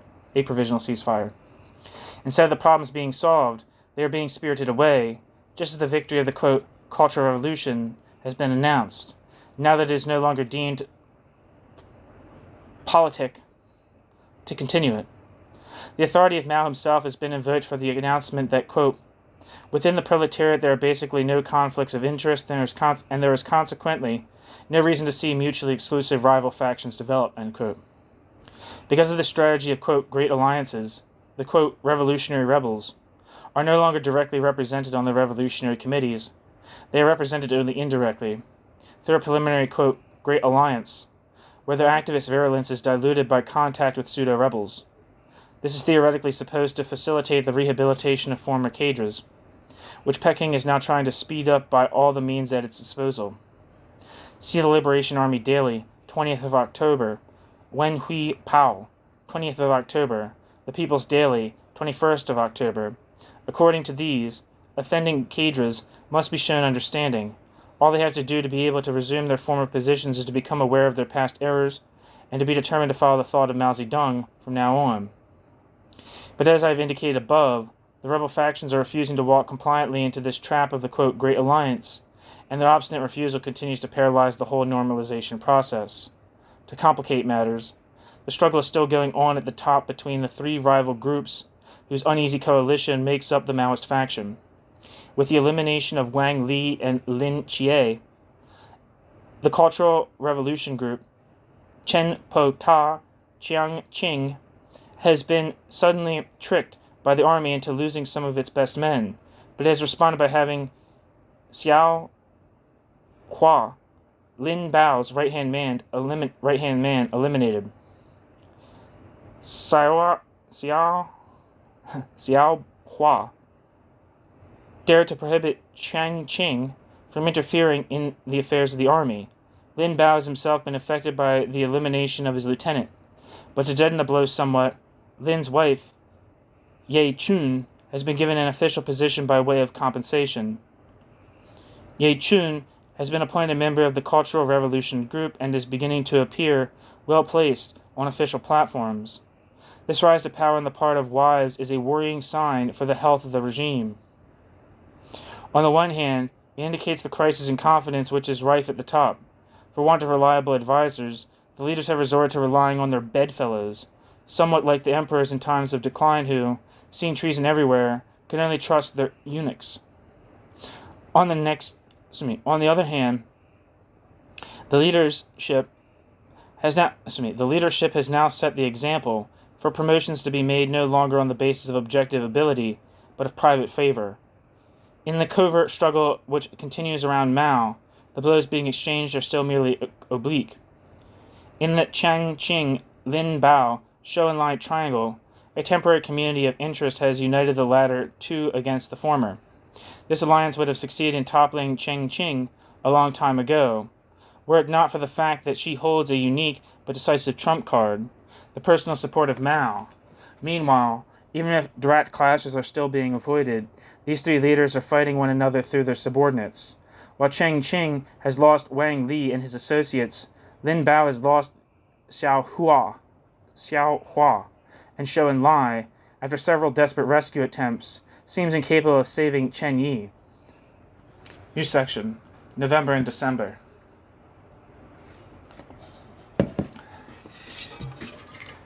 The right turn described above is becoming more marked.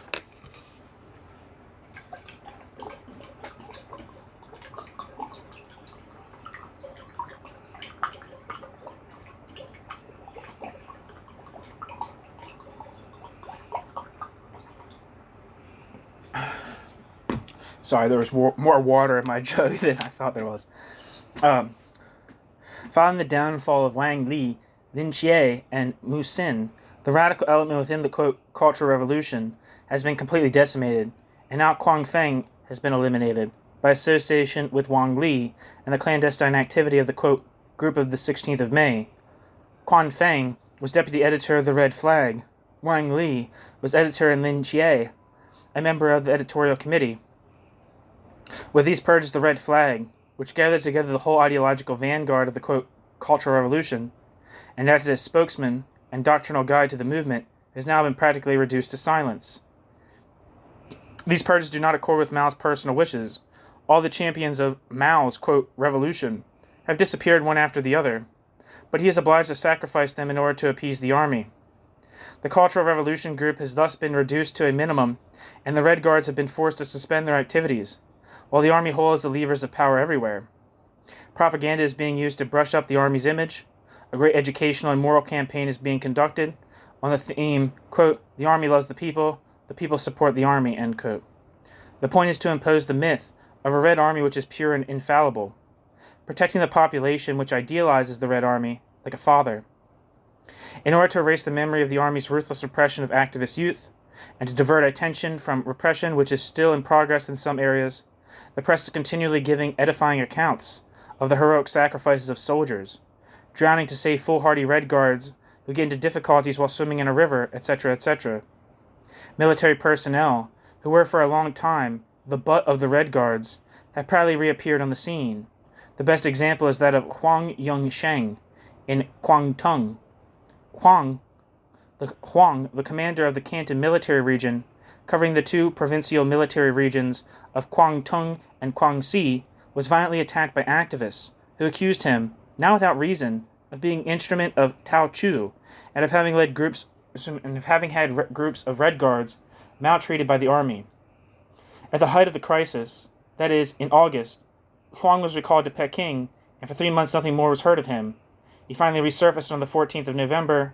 A communique from the New China News Agency mentioned his presence in Mao's retinue, along with a series of other survivors: Chen Yi, Su Xiangqian, Ye Qianying, Li Shuifeng.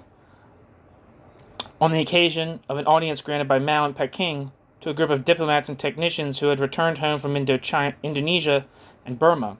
And now, according to the latest intelligence, he has been not only cleared but put back in the saddle. He has got back to Canton as leader of a group which is to prepare the setting up of the Revolutionary Committee of Kwangtung, which in fact gives him full powers over the province. In this preparatory group, he is seconded by an experienced bureaucrat from the previous party apparatus, Chen Yu, secretary of the Bureau for the Central and Southern regions, and by 2 political commissars of the Canton military region, Keng Shi Chuan and Chen Te. The rebels, who can see their former adversary returning with his authority strengthened, have no representation on the leadership of this preparatory group. Similar preparatory groups have been set up in Hunan, Jiangxi, Honan, Sichuan, and Kansu. They all offer the same combination of the 2 traditional forces, the army and the cadres, and deny the rebels any representation. And the 2 new revolutionary committees, which have just been set up, in Inner Mongolia on the 1st of November, and in the municipality of Tientsin on the 6th of December, clearly illustrate the position which the, quote, Cultural Revolution has finally adopted, the, quote, seizure of power, of which the establishment of the Revolutionary Committee was supposed to be the outcome, is nothing more than a conventional formula. In Inner Mongolia, the Revolutionary Committee is led by a soldier, Teng Hai-ching, formerly second in command of the military region of Peking, and now acting commander of the military region of Inner Mongolia. He is assisted by 3 deputy leaders, a soldier, Wu Tao, political commissar of the military region of Inner Mongolia, a former party cadre, Kuo Chin-ming, party secretary of Inner Mongolia, and a revolutionary delegate, Huo Taoyu. In Tientsin, they have not even bothered to grant token representation to the, quote, revolutionary rebels at the head of the committee. It is led by someone from the previous party apparatus, Si Sui Kung, secretary to the Secretariat of the North China Bureau and first secretary of the Tientsin Municipal Committee, backed up by 3 adjutants, who are none other than the commander of the Tientsin garrison, Cheng San-sheng, the head of the police headquarters of Tientsin, Chiang Feng, and the political commissar of the Tientsin garrison, Cao Su-ming.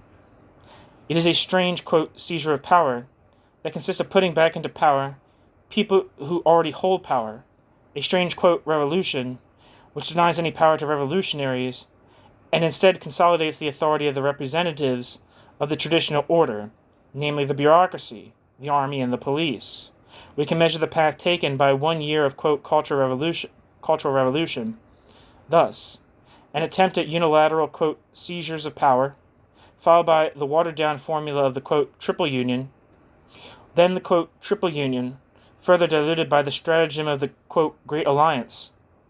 In Tientsin, even these last pretenses have now been dropped. Neither in the long official victory communique, People's Daily, 7th of December, nor in the inaugural speeches delivered by the leaders of the committee was there any mention of a, quote, triple union. The reason for this is very simple. For there to be a, quote, triple union, there have to be 3 elements. But in the Tientsin committee, no room, not even theoretical room, is left for, quote, the revolution between the bureaucracy and the army. In Peking, Chiang Ching has been absent from a number of official gatherings. According to the Red Guard newspapers, Zhou Enlai stated in a recent speech that Chiang Ching was exhausted by her labors and would do well now to take some rest. And at the same time, the unsinkable Chen Yi, whom people had lost hope of seeing ever again after all the attacks against him, has resurfaced. He has already made 5 public appearances in recent weeks, and on the 6th of December he even delivered an official address at a reception given by the Finnish ambassador. Just as on present barometers, where the appearance of an old crone with an umbrella heralds bad weather, and that of a yokel in shirt sleeves the return of the sun, so the Peking Punch and Judy show, with its display of successive changes in the fortunes of Mao's wife and the old bureaucrats, reflects quite clearly the variations in the political climate of the country. The unexpected reappearance of Chen Yi, when someone has been dragged through the mud like he has, you would not think Chen Yi could ever be clean again, in effect coincides with a renewal of impetus in the campaign to, quote, release the cadres. From Peking's point of view, the application of this policy is supposed to enable all the bureaucrats from the apparatus to be reallocated their former positions, the only exception being a small minority of people at the top who are in direct and close communication with the former leaders. But by betraying all the declared objectives of the, quote, Cultural Revolution, the Maoist authorities have only further kindled the anger of the, quote, extreme left, who, in the provinces, are fighting on desperately. Vigorous clashes continue to occur more or less everywhere. The chief regions affected recently have been Liaoning, Hunan, Sichuan, Guangdong, Guizhou, and Yunnan. What is more, official sources have just confirmed the existence of inner divisions which are tearing the Maoist group apart. On the 22nd of December, the People's Daily published the, quote, new directives of Chairman Mao, end quote. Quote, each of the two factions should not dwell too much on the shortcomings and mistakes of the other. Each should leave it to the other to discuss its own shortcomings and mistakes. Each should carry out its own self-criticism in such a way as to obtain a broad unity, within which only minimal differences continue to exist, end quote. This is the very first time that the existence of two factions has been officially noted. They can be easily identified. One is obviously a military and bureaucratic coalition, Lin Biao and Zhou Enlai, and the other consists of survivors of the Cultural Revolution group who refuse to submit to defeat. Lin Biao's rise to power is becoming increasingly ostentatious. Yang Chengwu, who is chief of the general staff and ranks second in the army after Lin, remember that it was Yang's decisive intervention which gave the Maoist military control of Peking municipality, and thus enabled the, quote, Cultural Revolution to be launched, had a long article published in the People's Daily on the 3rd of November, which claimed to be an indictment of Luo Zhuiqing, but in fact was a ratification of the privileged position which Lin Biao now occupies.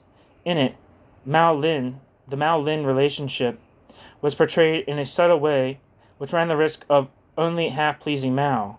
According to the article, true supreme authority can only rest with Mao himself.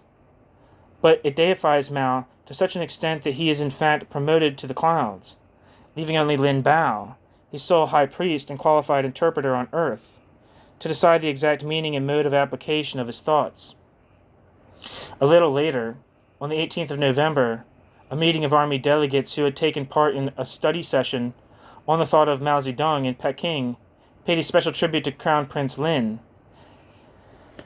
This was only a prelude. The new propaganda campaign to exalt Lin and his role has now reached a hysterical climax.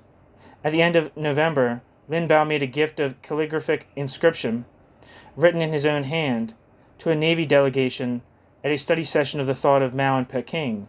It read, quote, to sail the high seas one relies on the helmsman. To make revolution one relies on the thought of Mao Zedong, end quote. This event, in itself insignificant, gave rise to festivities on an extraordinary scale. On the 1st of December, the People's Daily and the Liberation Army Daily devoted the whole of their front pages to this event. In the next few days, various celebrations took place in the Navy to hail the event. The troops swore an oath of loyalty to Lin Biao. These ceremonies were described in lyrical terms by the press. The English version of the communique of the New China News Agency, published in Peking Review 1967, number 50, was heavily adulterated to make it palatable for foreign consumption.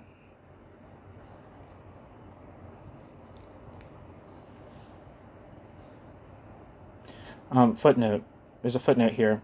Lin Biao obviously wields the sword better than the brush. Lin Biao is a lousy calligrapher and makes himself ridiculous with his servile and clumsy way of imitating Mao's style. End footnote. To give an idea of the orgy of superlatives, which was lavished on Lin Biao's calligraphic inscription, it is necessary to adhere to the original Chinese version. Quote, "The inscription of Vice Chairman Lin is not only an honor for the Navy, but is also an honor for the whole of the armed forces and for the whole nation. It not only represents the greatest concern, the greatest encouragement, the greatest stimulus, and the greatest teaching for the Navy, but it also represents the greatest concern, the greatest encouragement, the greatest stimulus, and the greatest teaching for all the armed forces and for the whole nation. ... Vice Chairman Lin is the comrade in arms of our great leader Chairman Mao. He is Chairman Mao's best pupil, his best successor, Jie Pan Zhen, literally, quote, he who takes over, end quote. He is the deputy chief of staff of the entire nation. He has appreciated the value of the thought of Mao Zedong in the most complete, the most rigorous, and most scientific way. In the most loyal, the most resolute, and most fearless of ways, he has always upheld Chairman Mao's position as supreme leader. He has defended the thought of Mao Zedong, as well as the revolutionary line of Chairman Mao, with the greatest penetration and dynamism. He has led and organized the great movement for spreading the thought of Mao Zedong throughout the whole party, the entire armed forces, and the entire nation, ... Vice Chairman Lin has brandished the great red standard of the thought of Mao Zedong, the highest, highest, highest. He understands the thoughts of Mao Zedong in the deepest, deepest way, deepest way, and Lin Biao applies them in the best way. Vice Chairman Lin gives the entire party the highest example of the thoroughness, the spread, and the defense of the thought of Mao Zedong, and he will forever be our brilliant example in this study, end quote.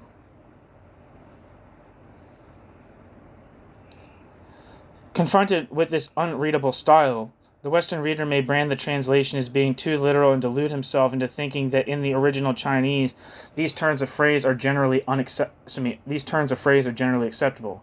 This is not the case. The original text is no less strange for the Chinese reader. These bizarre repetitions of identical superlatives are only ever found in Lin Biao's own prose, which leads one to assume, under the circumstances, that he instructed his own stooges on how to write this piece to his own glory. As we can see, his audacity really goes a long way. Not content with having himself proclaimed successor to the sovereign during the latter's actual lifetime, the prophet is beginning to inhale the incense which is in principle should be reserved for his God alone. This insolent exhibition has obviously been set up to act as a warning to the Chengqing Chen Po Ta clan on the one hand, and to show and lie on the other. One interesting detail is that Kang Sheng has recently been denounced in the official publications of provincial rebels. The quote, Cultural Revolution put him in Mao's immediate circle, and one would have thought that he would be sheltered from any attacks. Kang Sheng is a mysterious and equivocal person. During Kang Sheng's lengthy stay in the Soviet Union in the 30s, he worked very closely with Wang Ming. On the eve of the, quote, Cultural Revolution, it was he who was seconded to Peng Chen in the famous, quote, Group of Five. It is possible that he saved his head and secured his promotion by betraying Peng. In 1962, when Liu Shaoqi exercised power, it was Kang who took the initiative to republish Liu's work on the, quote, spiritual formation of the communist, end quote, which is today denounced as a, quote, poisonous weed, end quote. No doubt he owes his high capacity for survival to the fact that for a long time he has had supreme control over the intelligence section of the secret police. The eminence of his actual position, while Chen Yi was being abused by the Red Guards, Kang was virtually acting as foreign minister, is characteristic of the, quote, Cultural Revolution.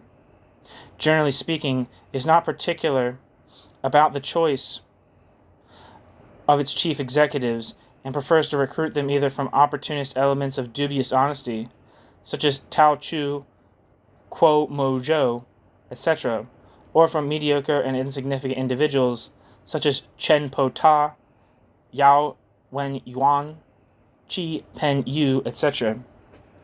These actors are doubly useful. They can be harnessed to unsavory tasks which would discourage those of a more steadfast character, and they can be dispensed with at any time should the wind change. Kang Sheng's position, however, is much more secure. Kang Sheng's political offices make him at once dangerous and indispensable to the leading elite, and there is every indication that the recent attacks, embarrassing as they may be, cannot seriously threaten his position. The Maoist authorities now wish to normalize the situation and diffuse the, quote, cultural revolution with bureaucratic legality as quickly as possible. An important indication of this development has already appeared. In a passage from a speech which Xie Fuqi delivered on the 14th of November to a gathering of student activists in Peking, Xie Fuqi announced that the Ninth Party Congress will be convened next year. Theoretically, it is the Congress which is the supreme source of power in the party. It votes on and amends the party constitution and elects the Central Committee. According to the 1956 Constitution, the Congress must be convened every 4 years. In actual fact, it was not convened in 1960, nor in 1964. The news given out by Xie is of considerable importance. One can easily imagine how impatient Mao is to put an end to the coup d'etat situation which still prevails, and that he wishes to legitimize the, quote, cultural revolution. His power will only be firmly established when he manages to reconstitute the membership of the Central Committee, to install his own men in all the departments which require them, and to have the purges of the Leys group officially ratified. But it is doubtful whether he is in a position to initiate this Congress quickly. Even in normal times, the preparation of a plenary meeting of the party requires a considerable amount of work, which theoretically falls on the Secretarial Bureau, one of the organs hardest hit by the, quote, cultural revolution. The news announced by Xie was confirmed on the 26th of November by Wen Huipao. Note in passing the leading role which this Shanghai daily has played since the beginning of the, quote, cultural revolution. It shares the job of setting the pace with the Liberation Army daily, while the People's Daily, the official paper, is often content just to copy their editorials. The convening of the Ninth Party Congress is being prepared for 1968. This Congress, the Wen Huipao added, will be like a second birth for the party and will make it truly a party of Mao Zedong. Mao Zedong is hampered in the political sphere by the compromises which he has had to make with the army, and by Mao Zedong's need to put a quick end to the violence and anarchy in which the entire country is threatening to become engulfed. But at least he has found a field in which he can give freer rein to his old obsession, the reform of education. This time there are at last no more, quote, intellectual authorities to put a spoke in his wheel. The army has left him to do as he pleases with the universities, to demolish them if he likes, for it is obviously indifferent to the fate of higher education. On the 3rd of November, the People's Daily published a first plan for the reform of education based upon 3 pilot schemes: the University of Tongqi in Shanghai, Civil Engineering and Architecture, the Forestry Institute of Peking, and the University of Peking. The most radical attempt is at Tongqi, which has rejected its status as a university in order to turn itself into a commune, the 7th of May Commune. The traditional teaching system has been abolished. The duration of study has been shortened from 4 to 3 years. There is no more study in the formal sense of the word, only discussion and practical work carried out in committee. The traditional teacher-student duality has been replaced by a more complex arrangement calling for the participation of soldiers, workers, and peasants. Examinations have either been abolished or take place with books open. The selection of students is being carried out on a purely political basis, and the same goes for the awarding of diplomas. This educational reform is an event of considerable importance, which threatens to have a dramatic influence on the country's long-term future. In the past, Mao's visionary inventions, such as the impromptu blast furnaces, etc., were carried out in a specific, quantitative area and were immediately measurable.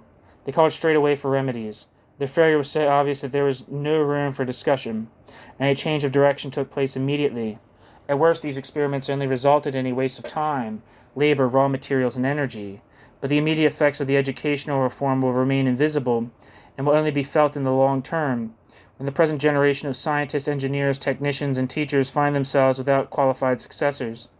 Once again, we can see Mao's impetuous, trenchant style. He has always been prepared to put the future of the whole country at risk on an impulse. He has at last got the chance to settle his old differences with the university, which he has always regarded with the hostile complacency of a self-taught man and the mixed feelings of jealousy and aversion for academic orthodoxy which are typical of a handyman of genius. In the final estimate of the, quote, Cultural Revolution, measures of this nature will weigh more heavily on the fate of China than many initiatives of a purely political nature. The dramatic element is that the destiny of a nation of 800 million inhabitants can depend to such an extent on the idiosyncrasies of one old man. In the doctrinal sphere, several recent articles in the official press are worth mentioning.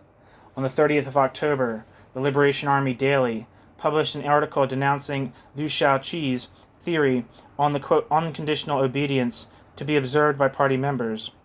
Does this mean that the Maoist line will encourage individual initiative and freedom of judgment? Nothing of the kind. The same article reminded its readers that obedience to the thoughts of Mao must be unreserved, that the struggle against all those who oppose the thoughts of Mao should be absolute, and that Mao's directives should be followed even when they are not understood. At the beginning of December, the Navy took a solemn oath to, quote, follow step by step, to apply sentence by sentence and word by word each of Chairman Mao's directives, even if at first we do not understand them, so that the thoughts of Mao may form the substance of our soul and control our movements, end quote. What, then, is the difference between Liu and Mao's conceptions of obedience? On this point, the article gets tangled up in Jesuitical phraseology. The characteristic of Maoist obedience is to simultaneously combine, quote, democracy and, quote, dictatorship, while Liu's conception contains only the second of these two terms. But on the other hand, it must be remembered that real, quote, democracy will be unable to exist without the framework of unconditional obedience to the directives of Mao. In actual fact, the very obvious fact which emerges from all this is that there has never been the slightest ideological difference between Mao's and Liu's theories. The kind of obedience which is demanded today by Mao is in no way different from that which Liu advocated in his talk in 1939. The best proof of this is the fact that the text of his talk initially received the approval of Mao and was used for more than 25 years as a basic manual for the political education of party members without anyone saying anything against it. The only problem was ultimately a personal problem. To whom? To whom should this obedience be addressed? To whose advantage should it be? So long as Liu was Mao's loyal right-hand man, the obedience which he advocated could only benefit his master. The day Liu undertook to fly on his own wings, and the party became his instrument and ceased to be Mao's, this blind disciple of the cadres would operate to Liu's advantage. This blind discipline of the cadres would operate to Liu's advantage, which would then force Mao to coin his famous slogan, quote, it is right to rebel, end quote. Which is, if you don't remember, if you've seen the Marx, the young Karl Marx movie, that phrase is put into the mouth of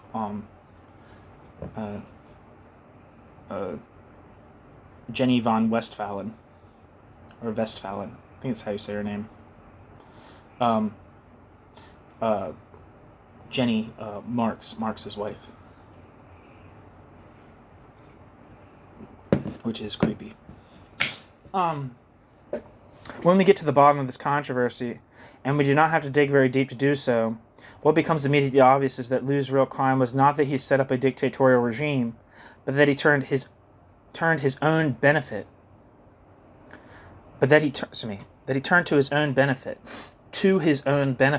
the dictatorial powers that were Mao's alone. On the 9th of November, the People's Daily published an article denouncing the counter-revolutionary attitudes of Liu Tingyi, the former head of the Department of Propaganda, purged by the, quote, Cultural Revolution.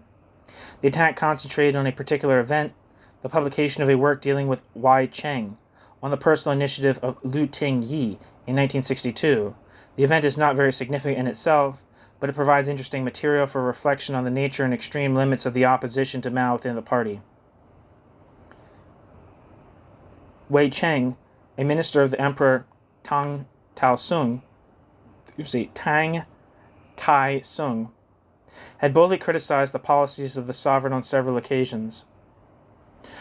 The sovereign had had both the magnanimity not to take offense at this and the intelligence to draw inspiration from the criticism in order to put right several mistakes which he had made. Like Hai Jui, as seen by Wu Han, the Wei Cheng of Lu Tingyi was a plea for Peng Te Huai and a way of suggesting to Mao that he might adopt a less intolerant attitude towards those who in good faith were in disagreement with his policies.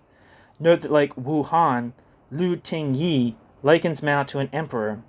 That is to say, even if a certain aspect of his policy may be open to criticism, the fundamental principle of his authority cannot be called in question. In other words, one cannot really speak of opponents, but only of subjects. Who can only hope that the sovereign, once informed of his mistakes, may one day take their suggestions into consideration. This same attitude can now be found in Liu Shaoqi, whose sole line of defense since his disgrace has been that of protesting his unshakable loyalty to Mao. When one thinks of the power which Lu Tingyi had as head of propaganda, sheltered by Liu's authority, at a time when Mao was stripped of real power and held a purely honorary position, ... Exclamation point. This kind of case enables us to measure all the better how pathetically impotent the Chinese leaders are to criticize Mao's power. Even when they are in opposition to Mao, they are still incapable of freeing themselves from the feeling of feudal allegiance which binds them to him, and the regime by its very nature appears incapable of reforming itself on its own initiative. Even when the opposition to Mao is in the majority, it remains simply a juxtaposition of innumerable individual and local dissatisfactions, which cannot identify or denounce the common source of its ailment. It therefore seems out of the question that a revolutionary shoot will ever bloom again from the regime itself. The future development of the Chinese Revolution will necessarily be the achievement of a new generation from outside the present apparatus. Finally, there has been a series of long doctrinal articles denouncing errors formerly committed by Liu Shaoqi and Deng Xiaoping. Sorry, it's spelled weird. It's spelled Tenghsiao Ping. So Deng Xiaoping in the sphere of agricultural policy. These articles are interesting as they indirectly disclose more information on the motives and origins of the Cultural Revolution. The first of these articles was published jointly on the 22nd of November by the People's Daily, the Liberation Army Daily, and the Red Flag. The argument ran as follows. In 1949, Mao wanted to strike while the iron was hot and direct the countryside immediately into socialist collectivization through cooperatives. Liu Shaoqi opposed this with all his might. In 1950, Liu Shaoqi made himself the advocate of the exploiting class and authorized the rich peasants to hire agricultural laborers. Quote, to forbid exploitation would be dogmatism. Temporarily, a certain system of exploitation can be beneficial if the peasantry is left to follow its natural inclinations. If a greater number of rich peasants are created, no harm will have been done, end quote. Collectivization was one of the basic principles extolled by Mao from 1943 onwards. Liu Shaoqi had continually opposed this principle. In 1951, because of his hatred for the poor peasants, he had attacked the cooperative movement. In 1953, Mao launched a successful counterattack, and in 1955 the cooperative movement spread throughout the country. But in May of the same year, Liu Shaoqi and Deng Xiaoping took advantage of the fact that Mao was absent from Peking and made another attempt to curb and sabotage the movement. Today, Liu still refuses to recognize that he was guilty of this sabotage. But the best proof of his guilt is his 1951 statement. Quote, the mechanization of agriculture should precede its collectivization, end quote. Liu advocated such a principle because he in fact was plotting to restore capitalism. This principle was, moreover, a philosophical heresy. Mao had taught that the determining factor was not industrialization but revolutionary human resources. During the second half of 1955, Liu's opportunist line was crushed and Mao's line triumphed. The cooperative movement spread over the whole country. In 1958, The, quote, Great Leap Forward marked a further stage in the collectivization of agriculture. But Liu, the class enemy, detested this victory and still dreamed of restoring capitalism. The, quote, Great Leap Forward met with temporary difficulties because of Liu's sabotage and 3 consecutive years of natural catastrophes. Liu took advantage of this to resume the offensive on the political, economic, cultural, and ideological fronts. At his instigation, a free market was restored, as was the right of the peasants to cultivate private plots. The communes were run down. Liu maintained that the re-establishment of the private market was a necessity and that there was no need to be frightened of capitalism spreading to a certain degree. And Tang went one better. Quote, black or white, the color of the cat is not important. A good cat is one that catches mice, end quote. I guess that's Deng, as in Deng Xiaoping. But in 1962, at the height of Liu's offensive, Mao launched a counterattack against his opportunist right.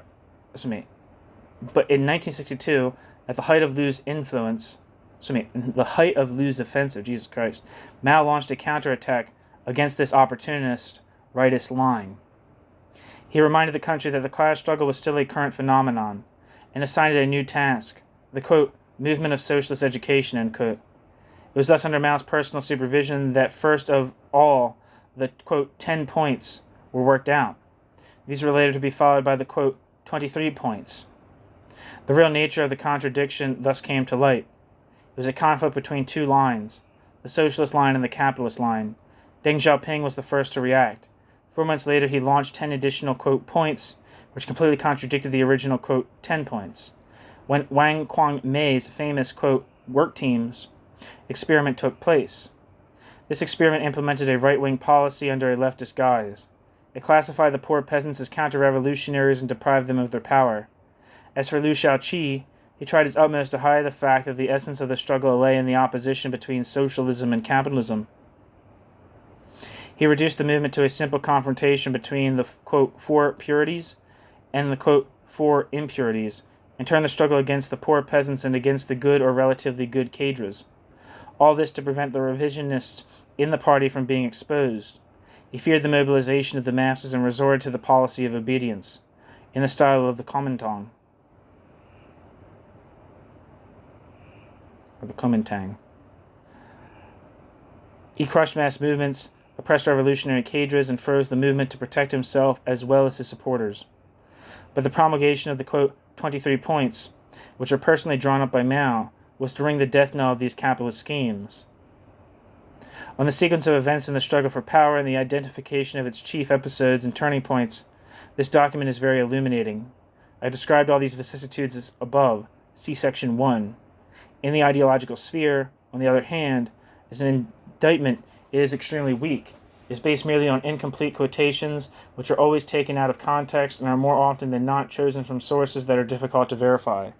Private conversations and personal correspondence. The opposition between the, quote, Leuyist line and the, quote, Maoist line is simply artificial. It has been obtained by the deliberately anachronistic use of sources. Thus a remark of Liu's from 1950 is juxtaposed with one of Mao's from 1953 to 1955. This is a classic procedure.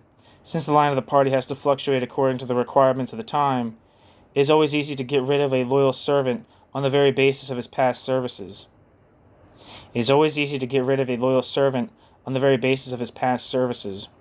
Accusations had already been made in this way against Liu Shaoqi on account of his compromise policy towards the Kuomintang, and at the beginning of the war, a policy which in fact was not his own.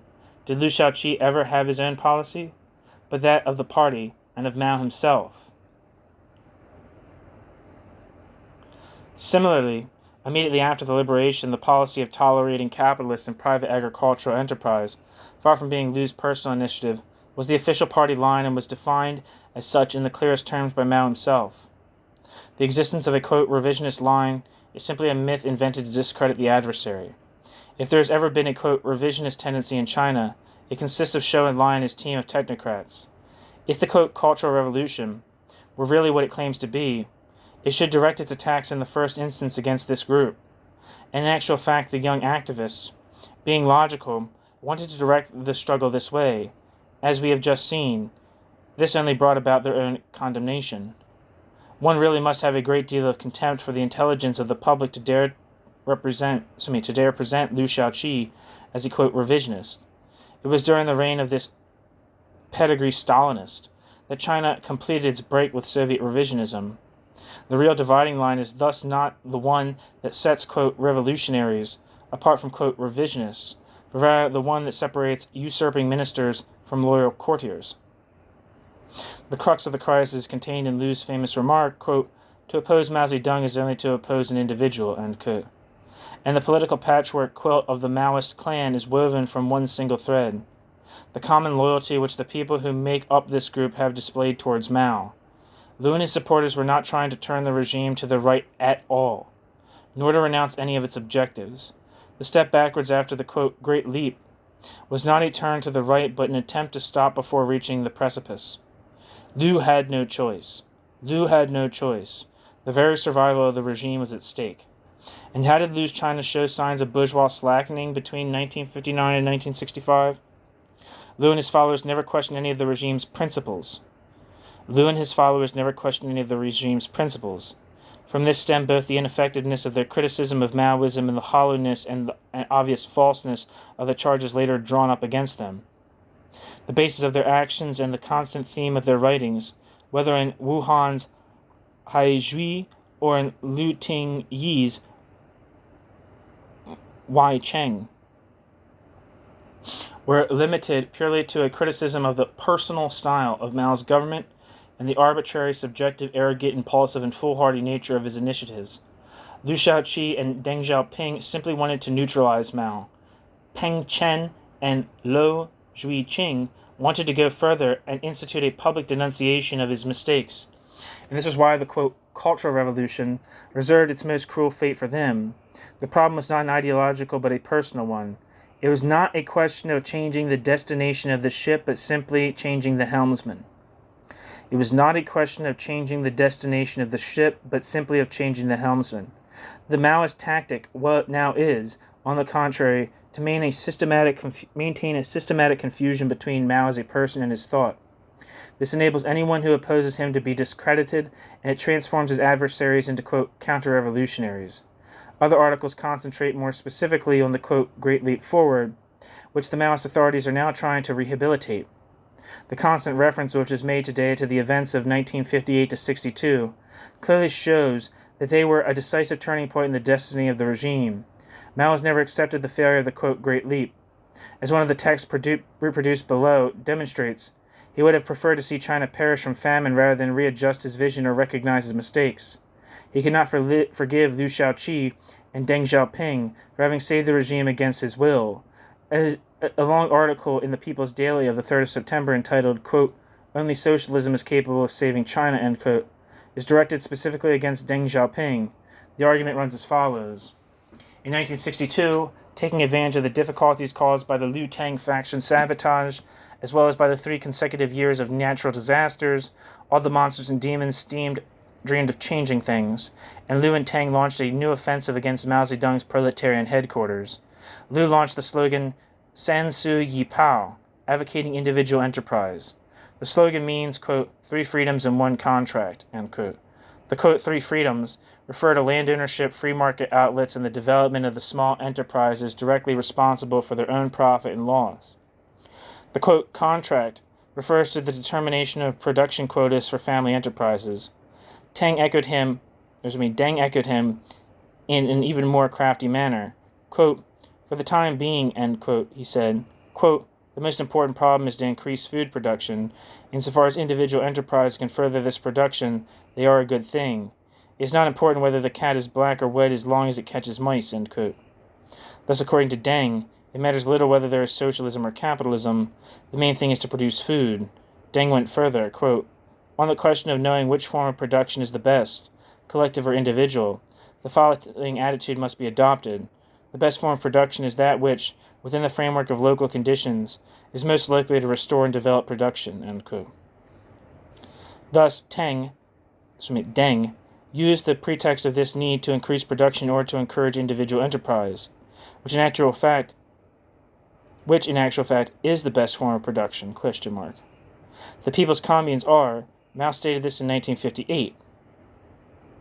But to listen to Deng, one would think the communes are less beneficial to production than private enterprise!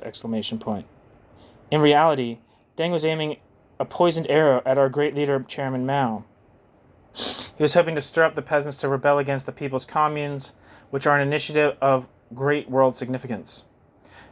Deng equipped himself with fine excuses to advocate private production. Quote, "It is a question of satisfying the aspirations of the peasants." End quote.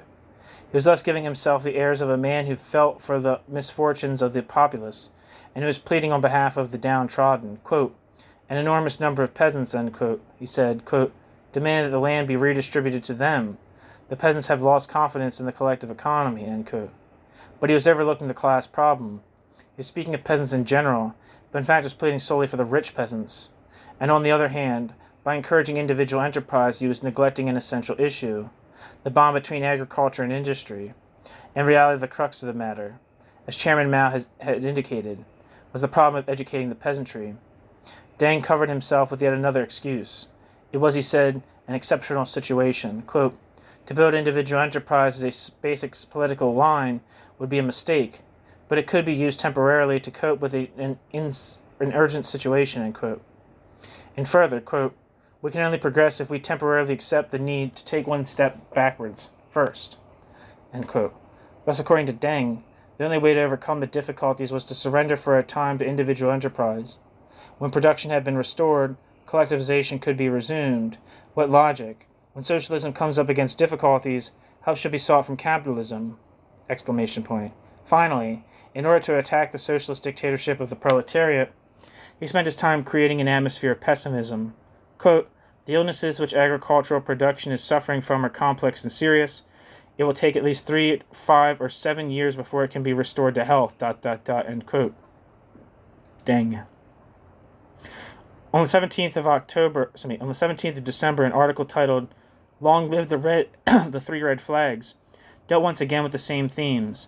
In 1958, Chairman Mao launched the movement of the, quote, "Three Red Flags," i.e. the, quote, "general line of socialist construction," end quote, the, quote, "Great Leap Forward," and the, quote, "People's Communes." And this movement developed magnificently, speeding up industrial and agricultural production and the production of basic equipment, and propelling forward the socialist revolution and socialist construction. But after 1959, 3 consecutive years of natural disasters and the sabotage of the Soviet revisionists brought about temporary economic difficulties. The Chinese Khrushchev took advantage of this to paint a gloomy picture. Quote, "Our economy is on the brink of collapse," end quote. How should the situation in fact have been viewed at this point? Our great leader Chairman Mao pointed out, quote, "The situation is magnificent. There are a good many problems, but the future is very bright," end quote. Subsequent developments have confirmed the correctness of these words. It was the, quote, "Three Red Flags" that made it possible to overcome the natural disasters quickly and to take a great leap forward into the construction of an autonomous, complete, and modern economy. But by distorting the facts, the Chinese Khrushchev has claimed that disasters came not from nature but from man. Completely rejecting the, quote, "Three Red Flags," he spends his time sabotaging the outstanding prestige of Chairman Mao and the Central Committee. The Chinese Khrushchev, who fears and hates socialism, has slandered the general line, calling it, quote, "blind," and slandering the people's communes, calling them, quote, "premature." His attacks against the, quote, "Three Red Flags" had basically only one motive, the destruction of socialism and the restoration of capitalism. He favors a rebirth of capitalism and private enterprise, etc. He has proposed a reconsideration of the verdicts of the right-wing opportunists. Quote, "As for those who adopted the same positions as Peng Te-Huai," end quote, he has said, quote, "Insofar as they were not in collusion with foreign countries, their case can be re-examined," end quote. In addition, he had advocated that an opposition group be authorized to exist. These facts demonstrate sufficiently well that the Chinese Khrushchev is the general representative of capitalism within our party. If he were to have his way, the peasants and workers would fall back into slavery. China would change color and revert to semi-colonialism and quasi-feudalism, and a capitalist dictatorship would replace the dictatorship of the proletariat. In 1962, at the 10th plenary session of the 8th Central Committee, Chairman Mao led a counterattack and launched the battle cry, quote, "The class struggle must never be forgotten," end quote. And then came the Great Proletarian Offensive against capitalism. dot dot dot. Okay, so that is the end of the section on 1967. Thank you for listening.